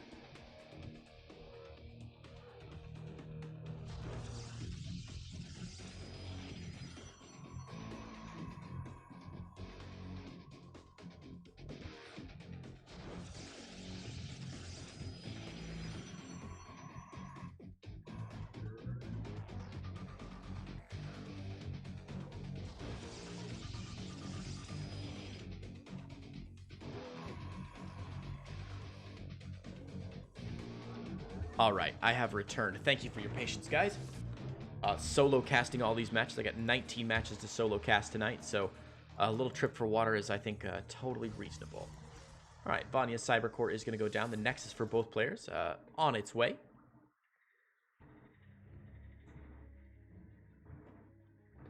Vanya chronoing out that Stalker at the base. Thanks, Titan EX1, for telling us in the chat there. Vanya mains Zerg with an MMR of 6301. Wow. Impressive. But Vanya now playing off racing as Protoss. Vanya's Protoss MMR was 5063. So a powerful player off racing here in a mirror matchup that is very often decided by things like micro and not necessarily decided by a big tactical change here and there. All right, 2 Adepts out now for AlphaStar. Gonna head across the map, see what damage they can get done. We see the Robo facility is in production for Vanya. So Vanya gonna get up some Immortals, and AlphaStar busting out the Stargate with an Oracle follow-up to these 2 Adepts. The Adepts should get pushed away by the Stalker, so you get an early shot off on them. Vanya is gonna chase the Adepts up into the main, and is that Shade gonna finish? Oh my goodness, it does. 1 probe kill, 2 probe kills, 3 probe kills, 4 probe kills, 5 probe kills, oh my gosh, 6 probe kills, 7 probe kills, 8 probe kills, oh my goodness. Down into the natural, 9, 10, I don't believe it. AlphaStar loses 1 Adept, 2nd Adept blinks back into the main. No, blinks out safely.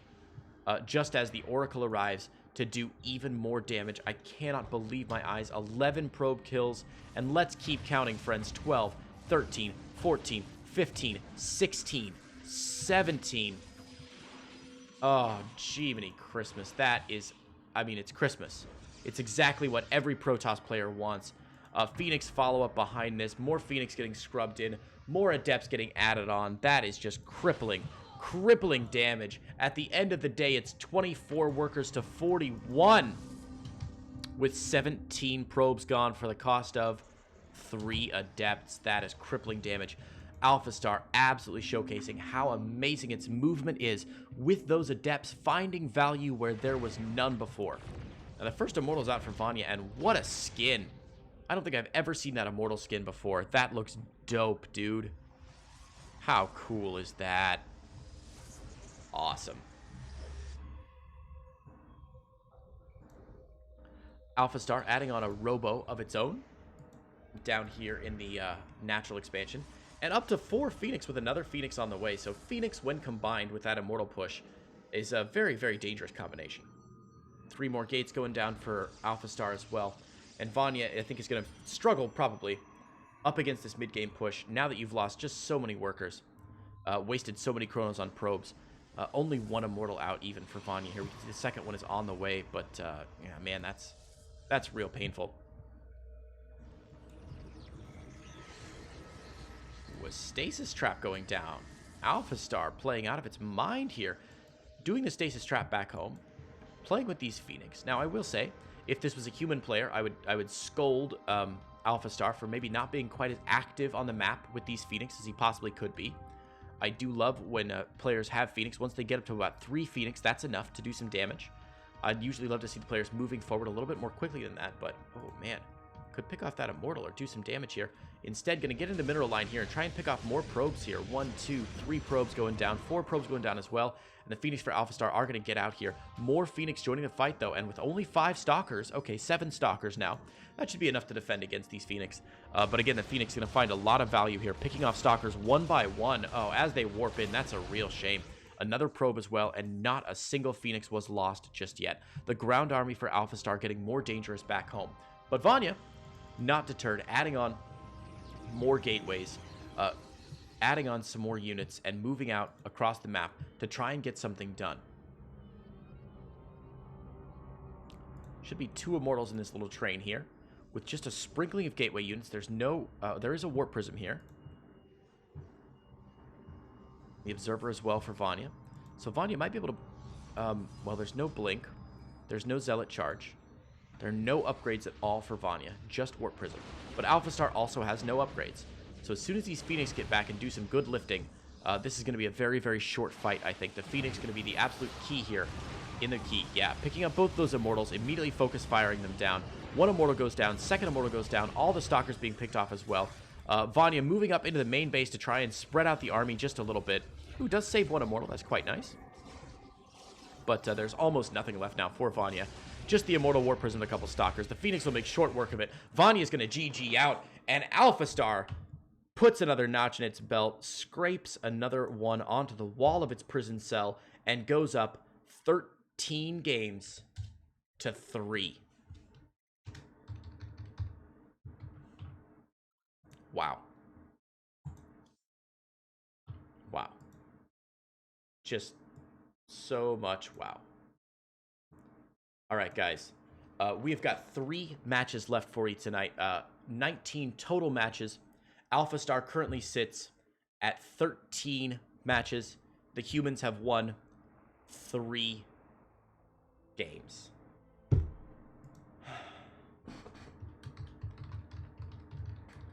What happens next? What happens after StarCraft gets ruined by AIs? We have to go into the next game, I guess. I don't know. Whatever happens after that. Oh, goodness gracious. Kozan, am I tired? I am pretty tired. I went to sleep right after the Alpha X show matches that you and I cast before. And that was a little exhausting.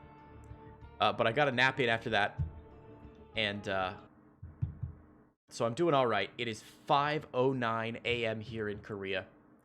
I'm supposed to stream again at 8 a.m. I don't think that's going to happen. I'm going to have to nap and maybe start my morning stream a little bit later than usual today.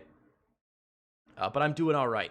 These games are interesting enough that I am still just still really focused, really enjoying them. And I couldn't ask for a better series of games to cast than the ones I've got right now. All-nighter. I'm way too old to pull an all-nighter. I just turned 30 this summer, man. I can't do an all-nighter. I wish I had that stamina, but I am not that young anymore. All right, baby. King's Cove, LE, our last PVZ of the night. In the top. left-hand corner of King's Cove LE in the red. It is AlphaStar.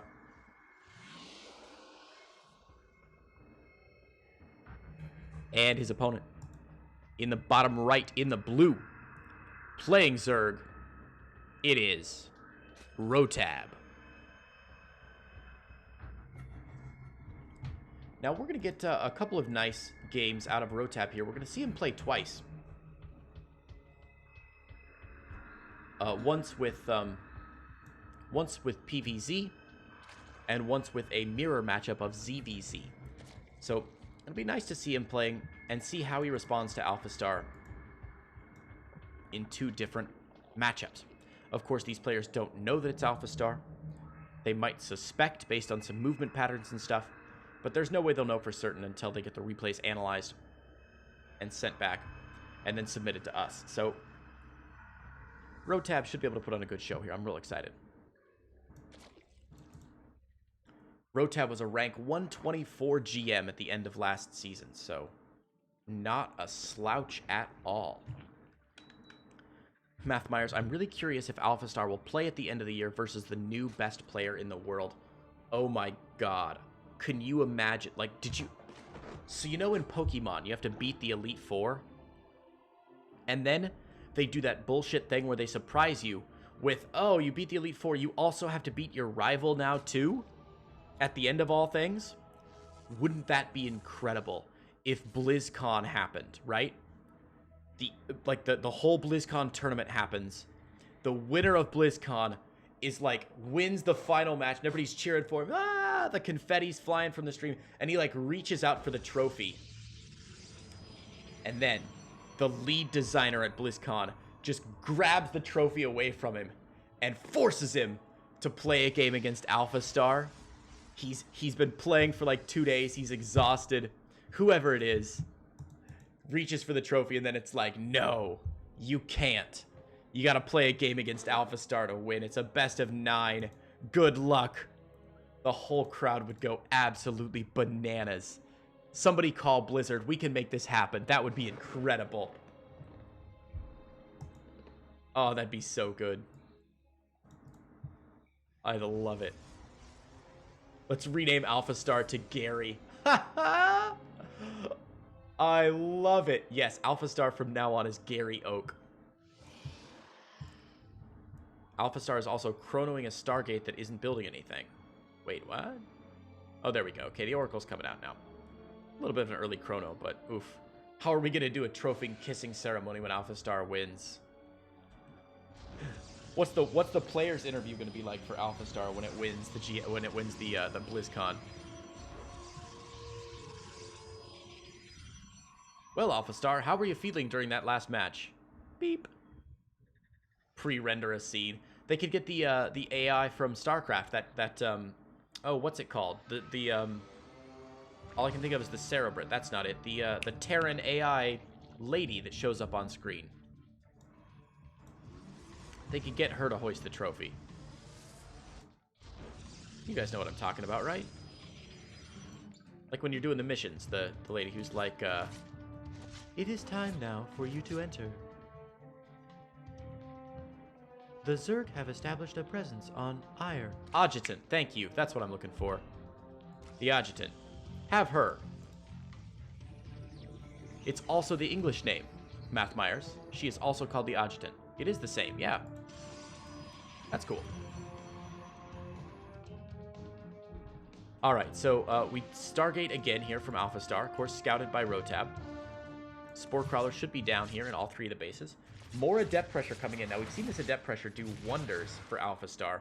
Let's see if it has the same potency in a ZVZ match. Although Rotab seems to be responding fairly well here with Zerglings. Although, again, AlphaStar doing some good work. But those Adepts all do finally get picked off for the cost of only 4 drones. So not quite as worth it. Scout goes in for Rotab. Not going to see a whole lot as AlphaStar has hidden all of its units, or all of its buildings actually down at the bottom. But Rotab can see it with this, that one there.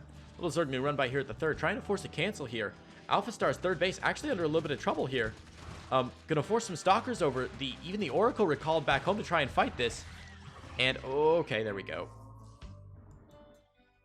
All right, Zergling's going to get pushed away.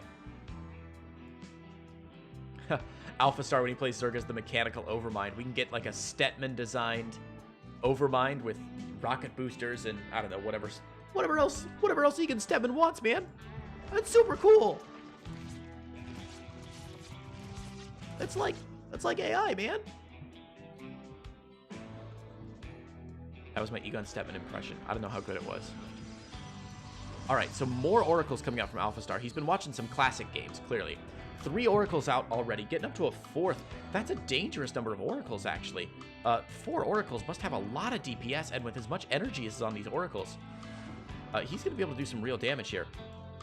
Swinging around to the 3rd base, I bet the oracles can probably pick down that Spore Crawler. Easy peasy.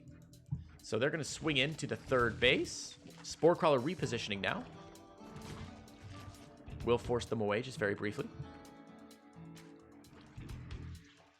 Behind this, we see a Robo Support Bay, or a Robo Bay going down for AlphaStar. +1 on the way. Some Immortals out as well. Gonna get into Colossus Tech at some point soon. Again, these Oracles. So this is really interesting from AlphaStar, because these Oracles are staying very active on the map. They're doing a lot of scouting, but they're not attacking anything, man. They're just like flying around trying to find damage, but he's being... The value of the Oracle is apparently very high. He doesn't want to lose them. Okay, now picking down a Queen. And some drones. Loses 1 Oracle. Second one. Oh, so low. Goodness gracious. With good focus firing, that 3rd one should be down soon. But more drones going down. Looks like AlphaStar is going to sacrifice all these Oracles to get as many drones as possible. The last Oracle goes down and... Well, sorry, the second to last Oracle goes down. And the other Oracle is still just working... Wow. Trying to pick a fight with that Spore Crawler. That's not going to work. The Oracle goes down, but the damage has been done. Look at the units lost tab there. 22 drones have gone down, putting AlphaStar slightly ahead on the drone count there. The Disruptor barely... Oh my god, he wants that Disruptor so bad. The Zergling's going for a Surround on the Disruptor. They do get the Disruptor. Second Disruptor is going to live, though. The Zerglings get into the main base, but it's not the end of the world here. Not a lot to see at this stage in the game. Both players know pretty much what's going on. The big story now is that Rotab has gone Swarm Hosts. 7 Swarm Hosts on the way, with missile attacks level 2 coming down as well. No Nidus network just yet for these Swarm Hosts. I'd love to see Rotab getting a Nidus down to really fluster AlphaStar just a little bit more. More Disruptors out for AlphaStar. AlphaStar also building a Dark Shrine. And there it is. Nidus network dropping in the main base of Rotab. We're going to see these Swarm Hosts probably get loaded into the Nidus. Oh no, Swarm Host getting caught in the middle of the map. What is going on, Rotab? What are you doing with your Swarm Host in the middle of the map, man? Seemed like a miscue, maybe. Oh, that was really rough, actually. Losing a couple Swarm Hosts there. Quite big, and showing the Swarm Hosts, more importantly. That's going to give, yeah, that's going to cause AlphaStar to start researching Blink immediately. Now Rotab trying to put some pressure on with these Ravagers. Not going to get a lot done, though.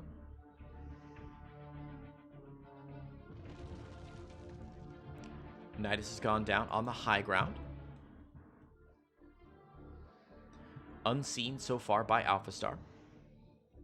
Not the most aggressive Nidus I've ever seen in my life. Normally with Swarm Hosts, you want to get your Nidus like right out here by the 3rd base, or on this little cranny by the natural. But the Nidus is going to finish. Only 5 Swarm Hosts coming out of it so far. He's got 4 more Swarm Hosts on the make, which is nice. Swarm Hosts, of course, a very high value unit. The longer they're in the game, the more valuable they are. The more cycles, the more waves of damage they can do. So, oh no, Rotab is going to get caught out. Disruptor shots going down, taking out a lot of these Locusts. The Swarm Hosts are going to get away, it looks like, but they have been spotted. And Rotab is going to be forced to take a fight here that I'm not sure he's ready for. Some big Corrosive Biles going down, actually, taking out a lot of the Protoss army, weakening some of the significant units there. And AlphaStar is going to get chased back here. Rotab doing a pretty good job responding to this. Rotab, again, looking to be aggressive, putting in some pressure here onto this 4th base of AlphaStar. Rotab only on 4 bases himself. Pecks down the Photon Cannons as well as the Shield Battery. Overseer does get taken out, so some Dark Templars could actually do some good damage here for AlphaStar. Rotab with just a handful of Ravagers left, though, but now the Disruptors are out. All the Ravagers are going to go down here. Massive shots by these Archons. Ravagers pushed away there, and Rotab is going to eat a lot of damage there that he certainly didn't need to do. Not able to do a run-by on this 4th base quite the way he was hoping for. AlphaStar defending beautifully.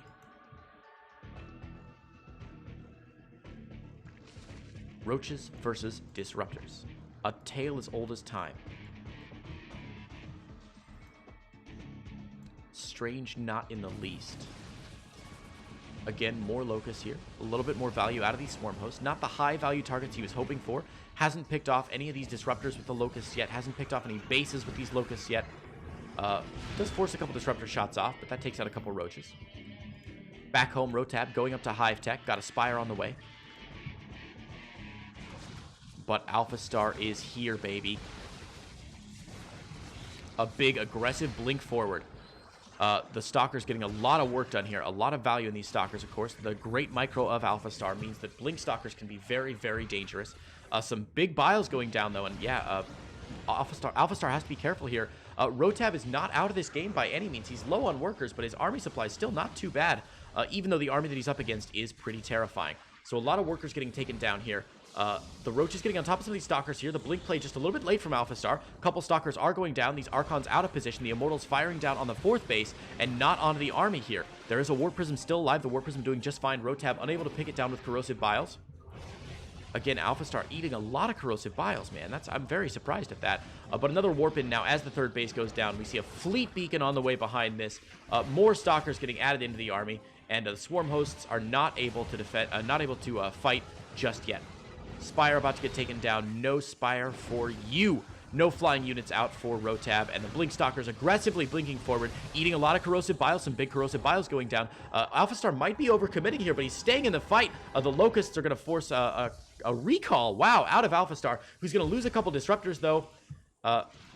There we go. We'll lose a couple Disruptors. We'll get away with that Warp Prism. But Rotab doing a great job defending there. Did lose 2 bases, but defended.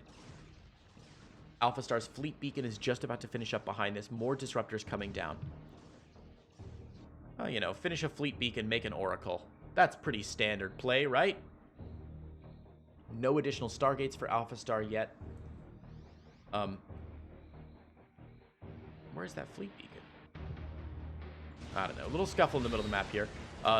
AlphaStar has found the Nidus network. The Swarm Host still doing good work. Swarm Host pushing off of creep, actually. Oh, no. A big Disruptor shot going to take out a... Did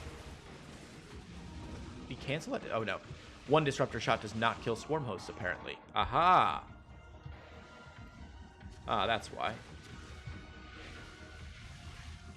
More Disruptor shots going down, but not a lot of play there just yet.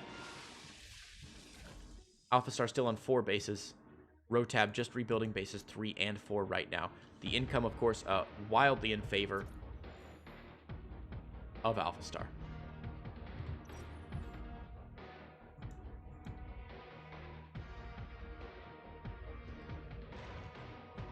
Another Nidus Swarm going down. This is a much better position for these Swarm Hosts where they can put some pressure onto the natural here of AlphaStar. AlphaStar has not yet responded to it. Just taking down that Nidus in the middle of the map now. 3 more Swarm Hosts on the make. More Disruptors coming down. Was the Fleet Beacon canceled? Oh, no, it's right there. Okay. So Fleet Beacon is just for fun for now. Zergling run by into the 4th base of AlphaStar. Actually, this is a really nice run by. Getting a lot of value here. But the Protoss army engaging into the Roaches and Ravagers here at the 4th base. Swarm Hosts being utilized to try and defend this 4th base position. But the Natural getting cleaned out as well. The Roaches, the Swarm Hosts getting some good work done at the Natural. A lot of probes going down as well. The 4th base has been cleaned out. The worker count roughly evened up. But the army supply now in favor of AlphaStar. AlphaStar cleans up the 4th base. Bad news for Rotab, but a great blink there by AlphaStar. More Disruptor shots being used to clean up all of the Locusts from those Swarm Hosts. There's still a Zergling here fighting AlphaStar. You go, little Zergling. Another Swarm Host section goes through. More probes going down, pardon me. The worker count now exactly even, but again, AlphaStar's army looking very scary. +2, +1 Stalkers, 3 Disruptors, and a thinning Roach Ravager army that is getting less and less impressive by the day. Now, AlphaStar still eating a lot of them, and there it is. It doesn't matter. Rotab knows he can't fight against it. He's going to GG out and take the loss. AlphaStar goes up another game. The score now 14-3.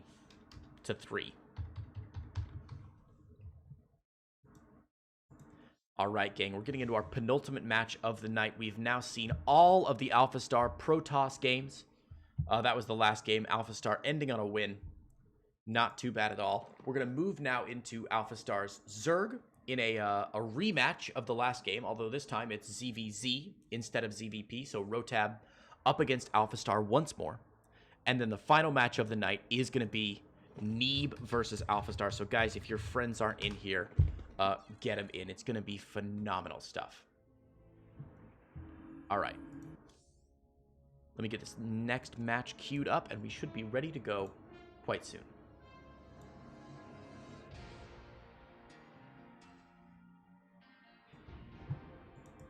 And we're loading in for Rotab versus AlphaStar. Oh, jeebity Christmas. It's like 5:30 in the morning for me.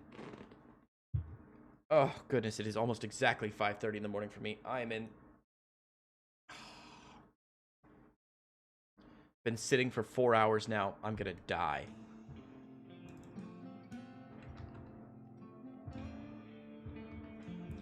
All right, let's get into it. Oh, man, what a day it has been. What a morning it has been. What great matches these have been. King's Cove LE in the top left-hand corner in the red, playing as Protoss.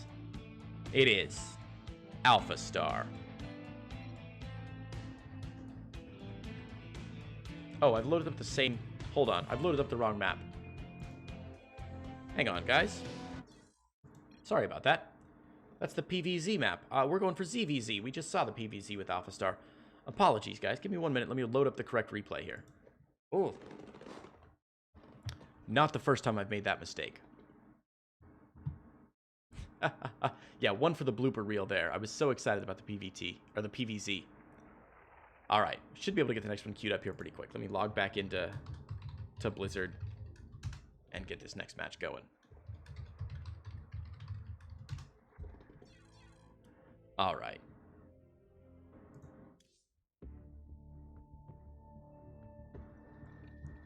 Huh.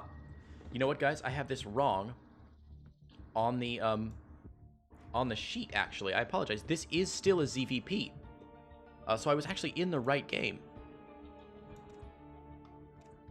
Yeah, okay.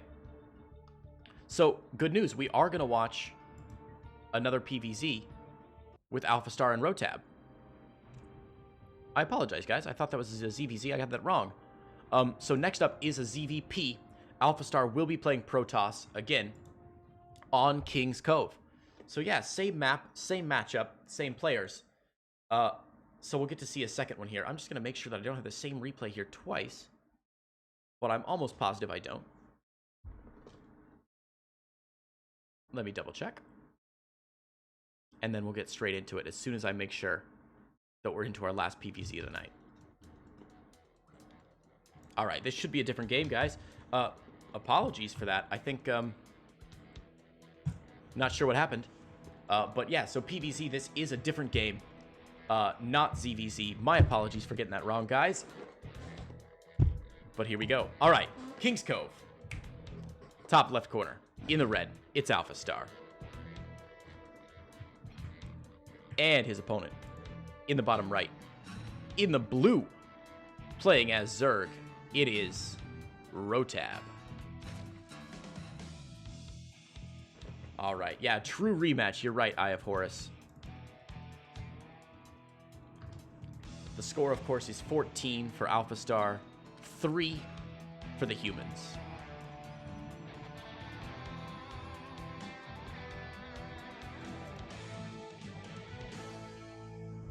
I love this music so much. This is my favorite track on the entire StarCraft 2 soundtrack. It's so good. Yeah, so last game we saw AlphaStar playing as Protoss against Zerg make a fleet beacon and then not use it. He made a fleet beacon and didn't add on more Stargates, which I think is the most interesting thing. You know, normally when a player invests in a fleet beacon, they're going to either already have a couple Stargates out, or they're going to add on 2 or 3 Stargates to really get into that true late game. We didn't see him do that. It may have given him the option to transition, as Eye of Horus was saying. Gives him the option to transition to Carrier or Tempest. But again, normally that's accompanied by some extra gateways, or some extra Stargates going down. And we didn't see that. So, yeah, certainly an interesting choice there by our AI friend, our little robot buddy, AlphaStar. Early third base here for Rotab, going for the very macro build here of 3 bases, and you get your spawning pool after the second base is taken. So Scout's about to go down. He'll see that the low ground has been taken. He'll know that he's up against it, also up against an economic opening. We'll see something getting warped in here. But AlphaStar is also scouted out, saw the spawning pool, and was like, yeah, I got it, man. Gonna go over and check for the third. AlphaStar? Oh no, AlphaStar not gonna check for the third. Okay. So AlphaStar missing a bit of key scouting information, but the Adept should be able to get that done.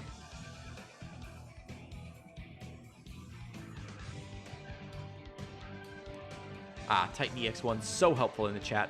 Zotab was a rank 124 GM at the end of last season. Wow. We've had a lot of GM matches tonight with AlphaStar. AlphaStar clearly getting scarier. I remember the last ladder run he did, the matches we got were mostly Masters level matches, mostly high level Masters. It was rare for us to cast GM matches. Now that may just be the sample size that we got wasn't as many GM matches.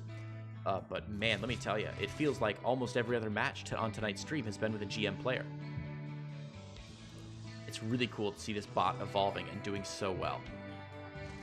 All right, now we've seen AlphaStar do terrifying things with these Adepts. So they're going to get 1 kill here and go straight up into the main for more kills. There's a Queen and a couple of Zerglings there to defend. But the Adept's going to find themselves in a nice position behind the minerals there.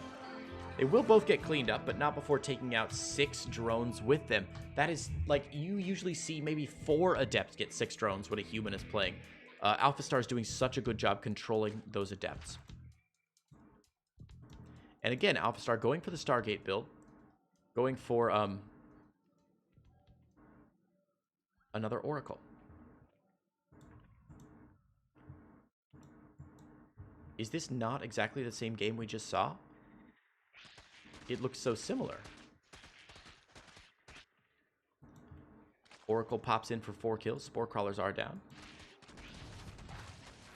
No, it's a different game. It's just crazy. Zergling pressure on the third base. Second Oracle is in. AlphaStar going for more Oracles.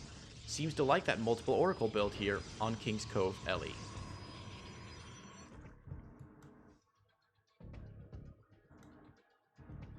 Now this is a really good push. I love this. 3 Adepts with a couple of Oracles.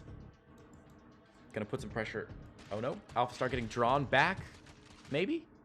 Oh no. 1 Oracle drawn. Again, a cancel gonna try and be forced on this third base. Rotab doing a nice work putting some pressure on there. But here we go. More Adepts getting in. Adepts focus firing down drones. They're getting so many drone kills here, man. These Adepts are gonna shade away into the natural, where they're again going to be surrounded by Zerglings. They won't get a whole lot of kills anymore now. The Zerglings should be able to pick them off. But the Oracles able to finish the job and do some more work here. This harass from AlphaStar, absolutely incredible. Hasn't lost a single Oracle yet. Well, he's about to, I think. Yeah, the Oracles get pinned there. Might lose. Oh my god. Are you kidding me? Recalls both Oracles and saves them both. Unbelievable. What a play. What a play. What a good play by AlphaStar. Cleans up the Zerglings that are trying to harass his third base here, and AlphaStar in good shape on 3 bases. Rotab not that far behind, though. Only a couple workers behind. Smaller army supply, but with the 4th base on the way, and with good inject cycles, Rotab should be able to catch up to his opponent. 4 Oracles, again, the tech of choice here for AlphaStar. This is what he did. What the AI did last game on King's Cove. Twilight Council follow-up behind this, as well as a Forge going down for those upgrades. +1 starting almost immediately.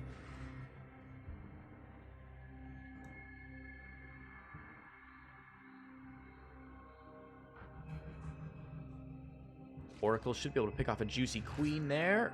Oh, no. Okay. AlphaStar playing it very safe with these Oracles. It's also interesting that you've got a Stargate up so early. You've got Oracles out, but no Phoenix. 1 or 2 Phoenix would be great to chase away these Overlords that are still scouting for Rotab. Usually you see a player make a Phoenix or 2, if nothing else, just to push away the Overlords and to make getting a Nidus network into the main much more difficult. Oracles aren't going to see that little Zergling run-by happening, so Zergling run-by going into the third. There's not a lot here to defend, actually. A couple sentries, but the sentries are a little bit late here with those force fields.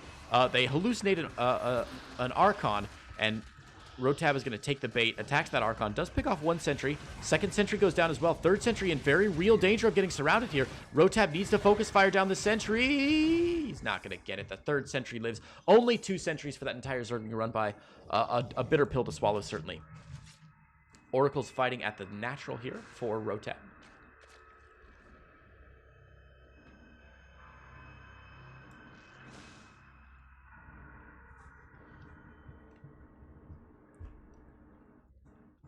Again, Oracle's sharking around, doing a lot of reconnaissance work here. And we see our Zerg player teching up. Infestation Pit going down. Roach speed on the way. But more and more drones getting cranked out for Rotab, who is trying to catch up on workers against a Protoss player who has been pretty aggressive this game so far. Speaking of pretty aggressive, look at all those sentries. Wow, wow, wow. This smells like a push to me. Oracle's joining up forces here. There is a War Prism in play. More gateways have been added on. He's up to 1, 2, 3, 4, 5, 6, 7, 8 gates on 4 bases. Those are terrifying words to come out of any Protoss's mouth, but especially when that Protoss is just an AI robot that knows more about StarCraft than you and I will ever hope to imagine. More disruptors getting scrubbed in here. AlphaStar seems to favor the disruptor play. The last couple games, been doing a good job with those disruptors.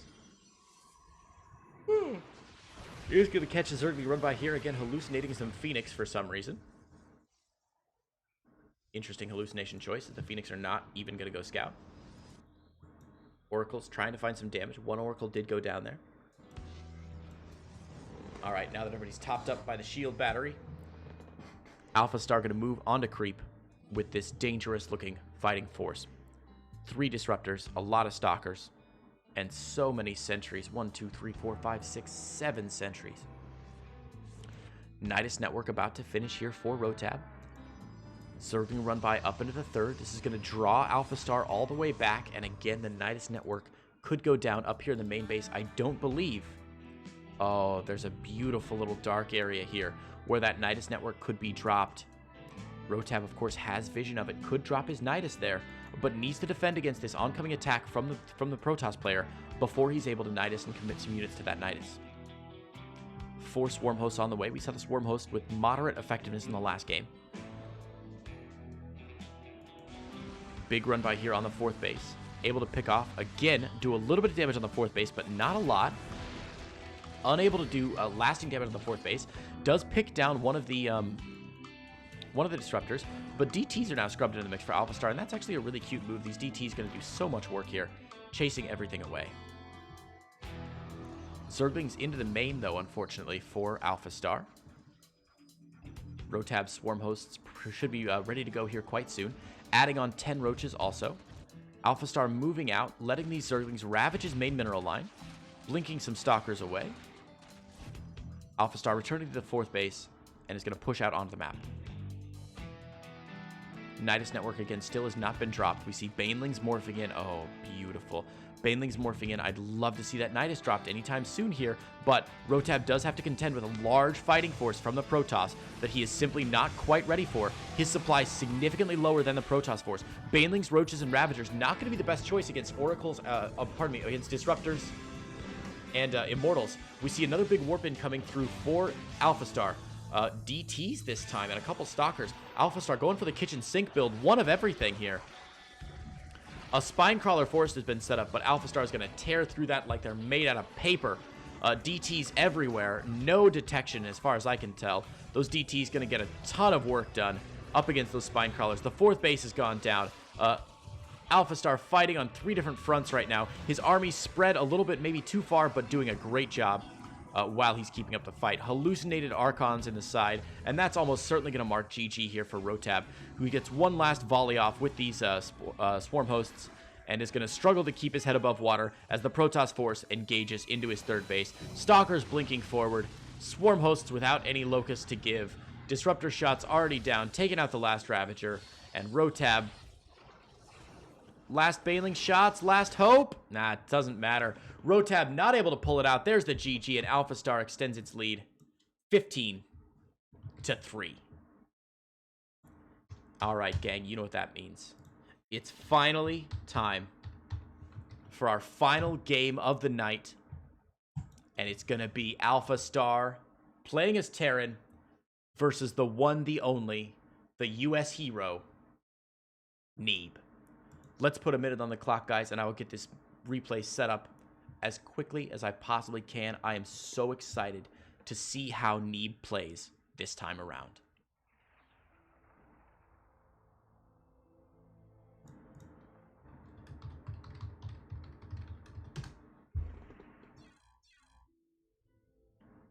All right, guys, AlphaStar versus Neeb coming at you quite soon.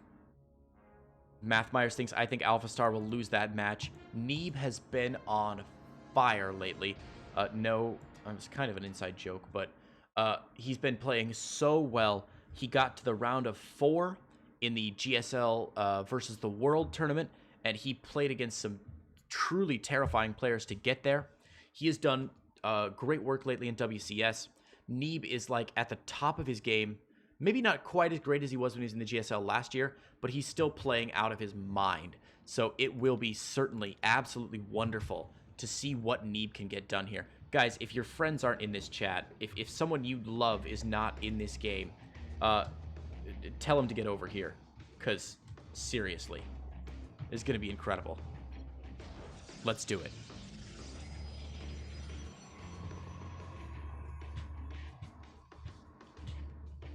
Here we go. New repugnancy. LE in the bottom left hand corner of the map in the red. Playing Protoss and hailing from the United States. It is the one, the only from Team Ting. It is Neeb.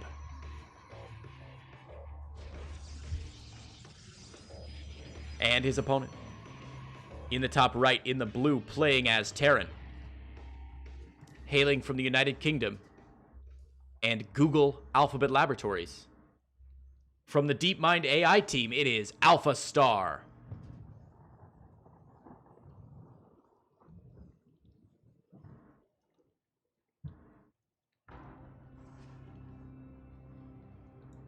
Man, I'm jazzed. I'm so jazzed. This is going to be a great game. If only it were like a best of 5 series or something. Wouldn't that be sweet? Okay. So an important thing to learn, or remember, is that the first AlphaStar AI was a Protoss AI that learned how to play against Protoss players. So I don't know how much of that information carried over to the Terran agent that it's playing with now. But the AI was first trained up against Protoss players. So I imagine the responses that this will have to Protoss players are a little bit more strong than it might against Terran or Zerg opponents. So I don't know if that'll change the style of play at all for AlphaStar against a Protoss player.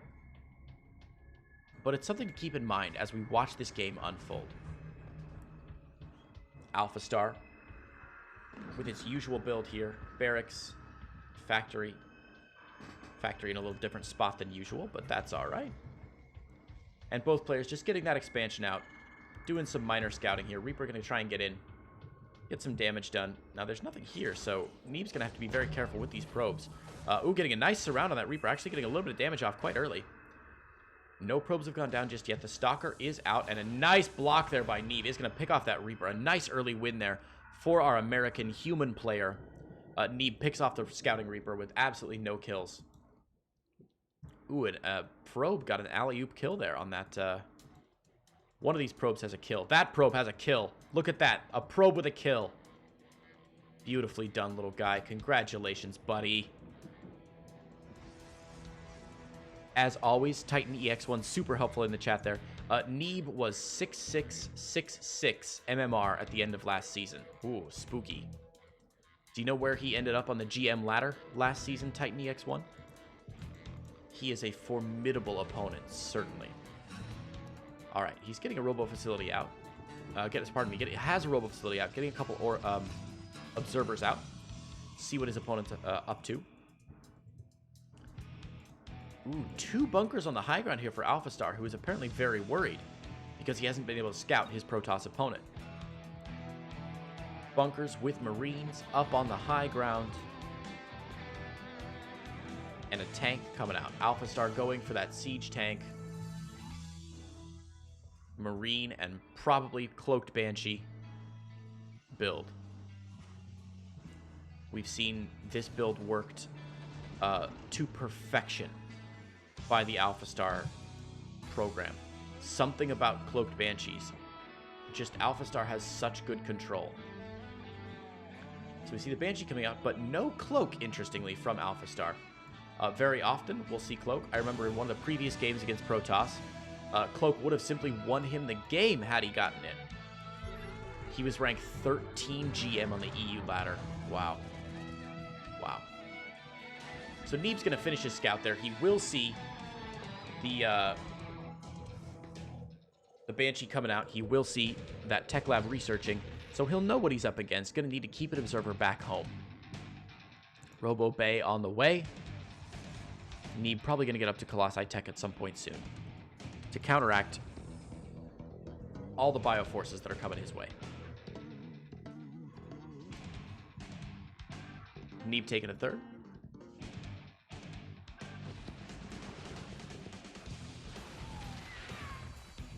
A little bit of stalker pressure, forcing a cancel on that supply depot, but not too much here. And Neeb's going to be forced out by the very specter of those siege tanks, which are sieged up on the ramp between the natural and the main. Third base for Neeb about halfway done. We can see Colossi coming out already. Extended thermal lance on the way.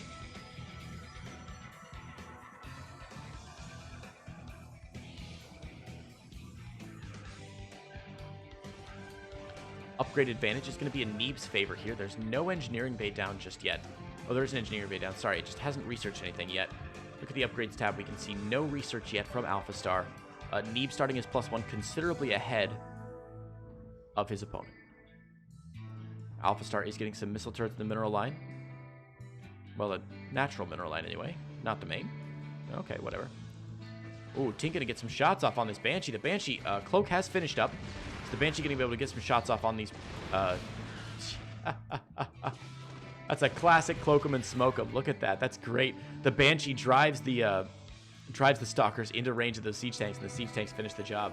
That's real nice, actually. But the Cloak Banshee has been spotted now.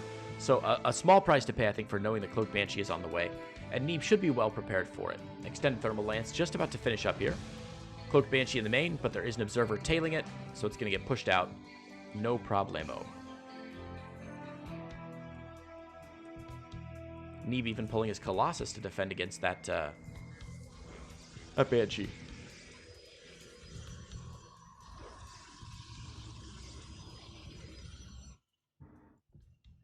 Again, we see AlphaStar with the same build that he's been doing almost all the time when he plays Terran. Bio, 5 tanks, get the push out, and try and get some economic damage done. Put some pressure on that third base, and see what you can do. Oh my god. Wait, what? Wait, what? What? What? AlphaStar learned how to pull the boys? Oh my... Oh jeez. AlphaStar learned how to pull the boys. Oh, this is terrifying. Okay, the boys have not been pulled from the main. There's still some boys in the natural. There are so many boys in this army. Look at all the boys. Oh god, okay. So Neeb has 2 Colossi, but that's not quite as many as he might want. AlphaStar just kind of waiting in the middle of the map here, scanning his own units to see what's up. Unsieges his tanks there, pushes forward. This is really interesting. AlphaStar has his siege tanks up front. Normally, of course, you want the boys up front to soak up those shots, but the Colossi, with extended thermal lance now, are going to be great at eating up a lot of these SCVs that have been pulled and chunking down the bio as well. So Neeb needs to focus fire here. We can see what Neeb can see here. The siege tank's getting up, taking out a couple of the gateway units that are coming down from Neeb. And wow, what a contain! This is so aggressive.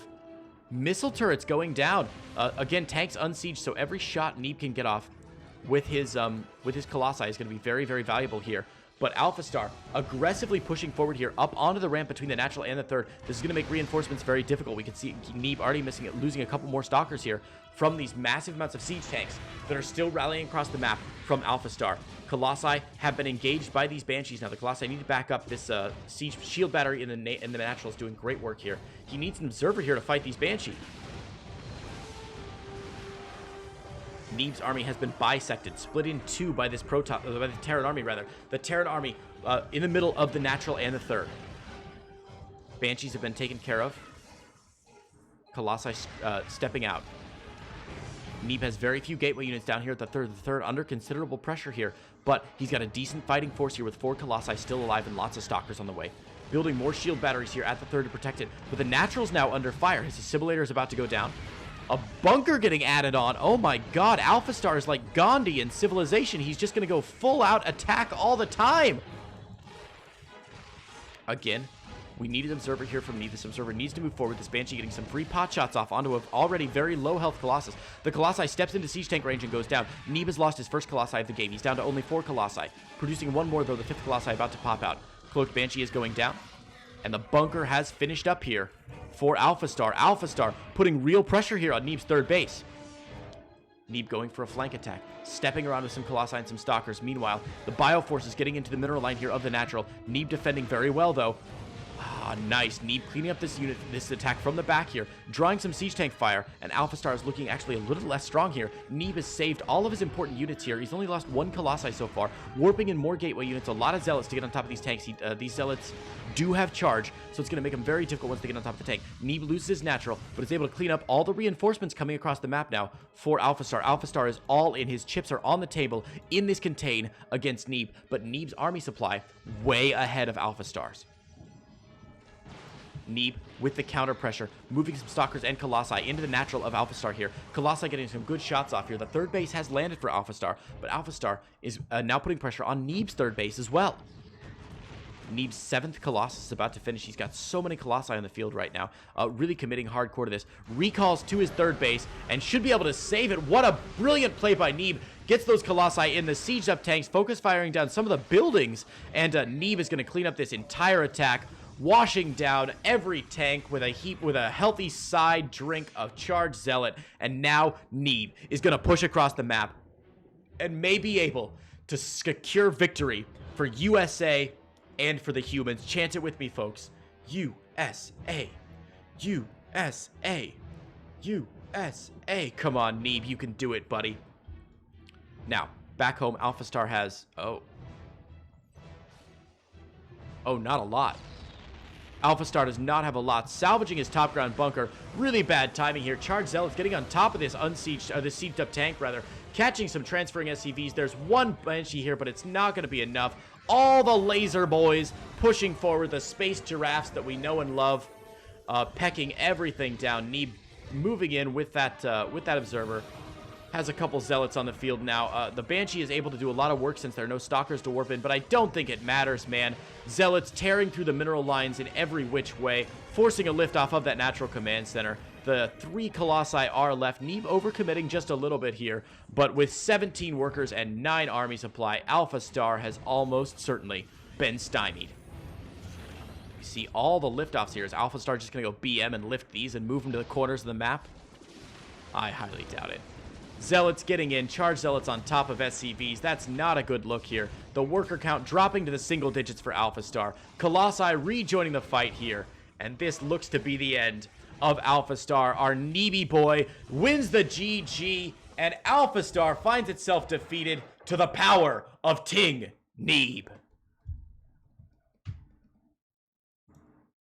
Wow, what a match, folks. What a series, and what a great night it has been. Neeb finally taking victory over AlphaStar. We're going to put the final score up here just before we say goodbye. The final score, AlphaStar 15, Neeb 4. Well, humans 4. What fun. Guys, thank you so much for joining us. Thanks to Titan EX1 for bringing us this action and setting everything up for us. So, guys, if you haven't yet, hook up with Titan EX1. Check out their other AlphaStar videos. They've got some great ones that are cast by Rapid Casting. I'm sure they're going to do more in the future. So, if you hit the subscribe button for Titan EX1, you'll know when the rest of their content is coming down the pipe for you. If you enjoyed my casting, you can check me out on Twitch. I'm at Creighton Olsen on Twitter. I'm Creighton Olsen on Twitch. It's easy to find me everywhere. I cast viewer games. I cast a lot of different stuff. So if you enjoyed my casting, I'd love it if you'd stop by and say hello on my Twitch stream when I'm normally doing it. So guys, thank you all so much for joining us. Thanks to Titan EX1. Thanks to the DeepMind team for showing us this incredible AI bot. There is certainly more to come. But that's where I'm going to have to leave you for tonight. Guys, thank you all so much. Have a great night, and I'm sure we'll see you again quite soon.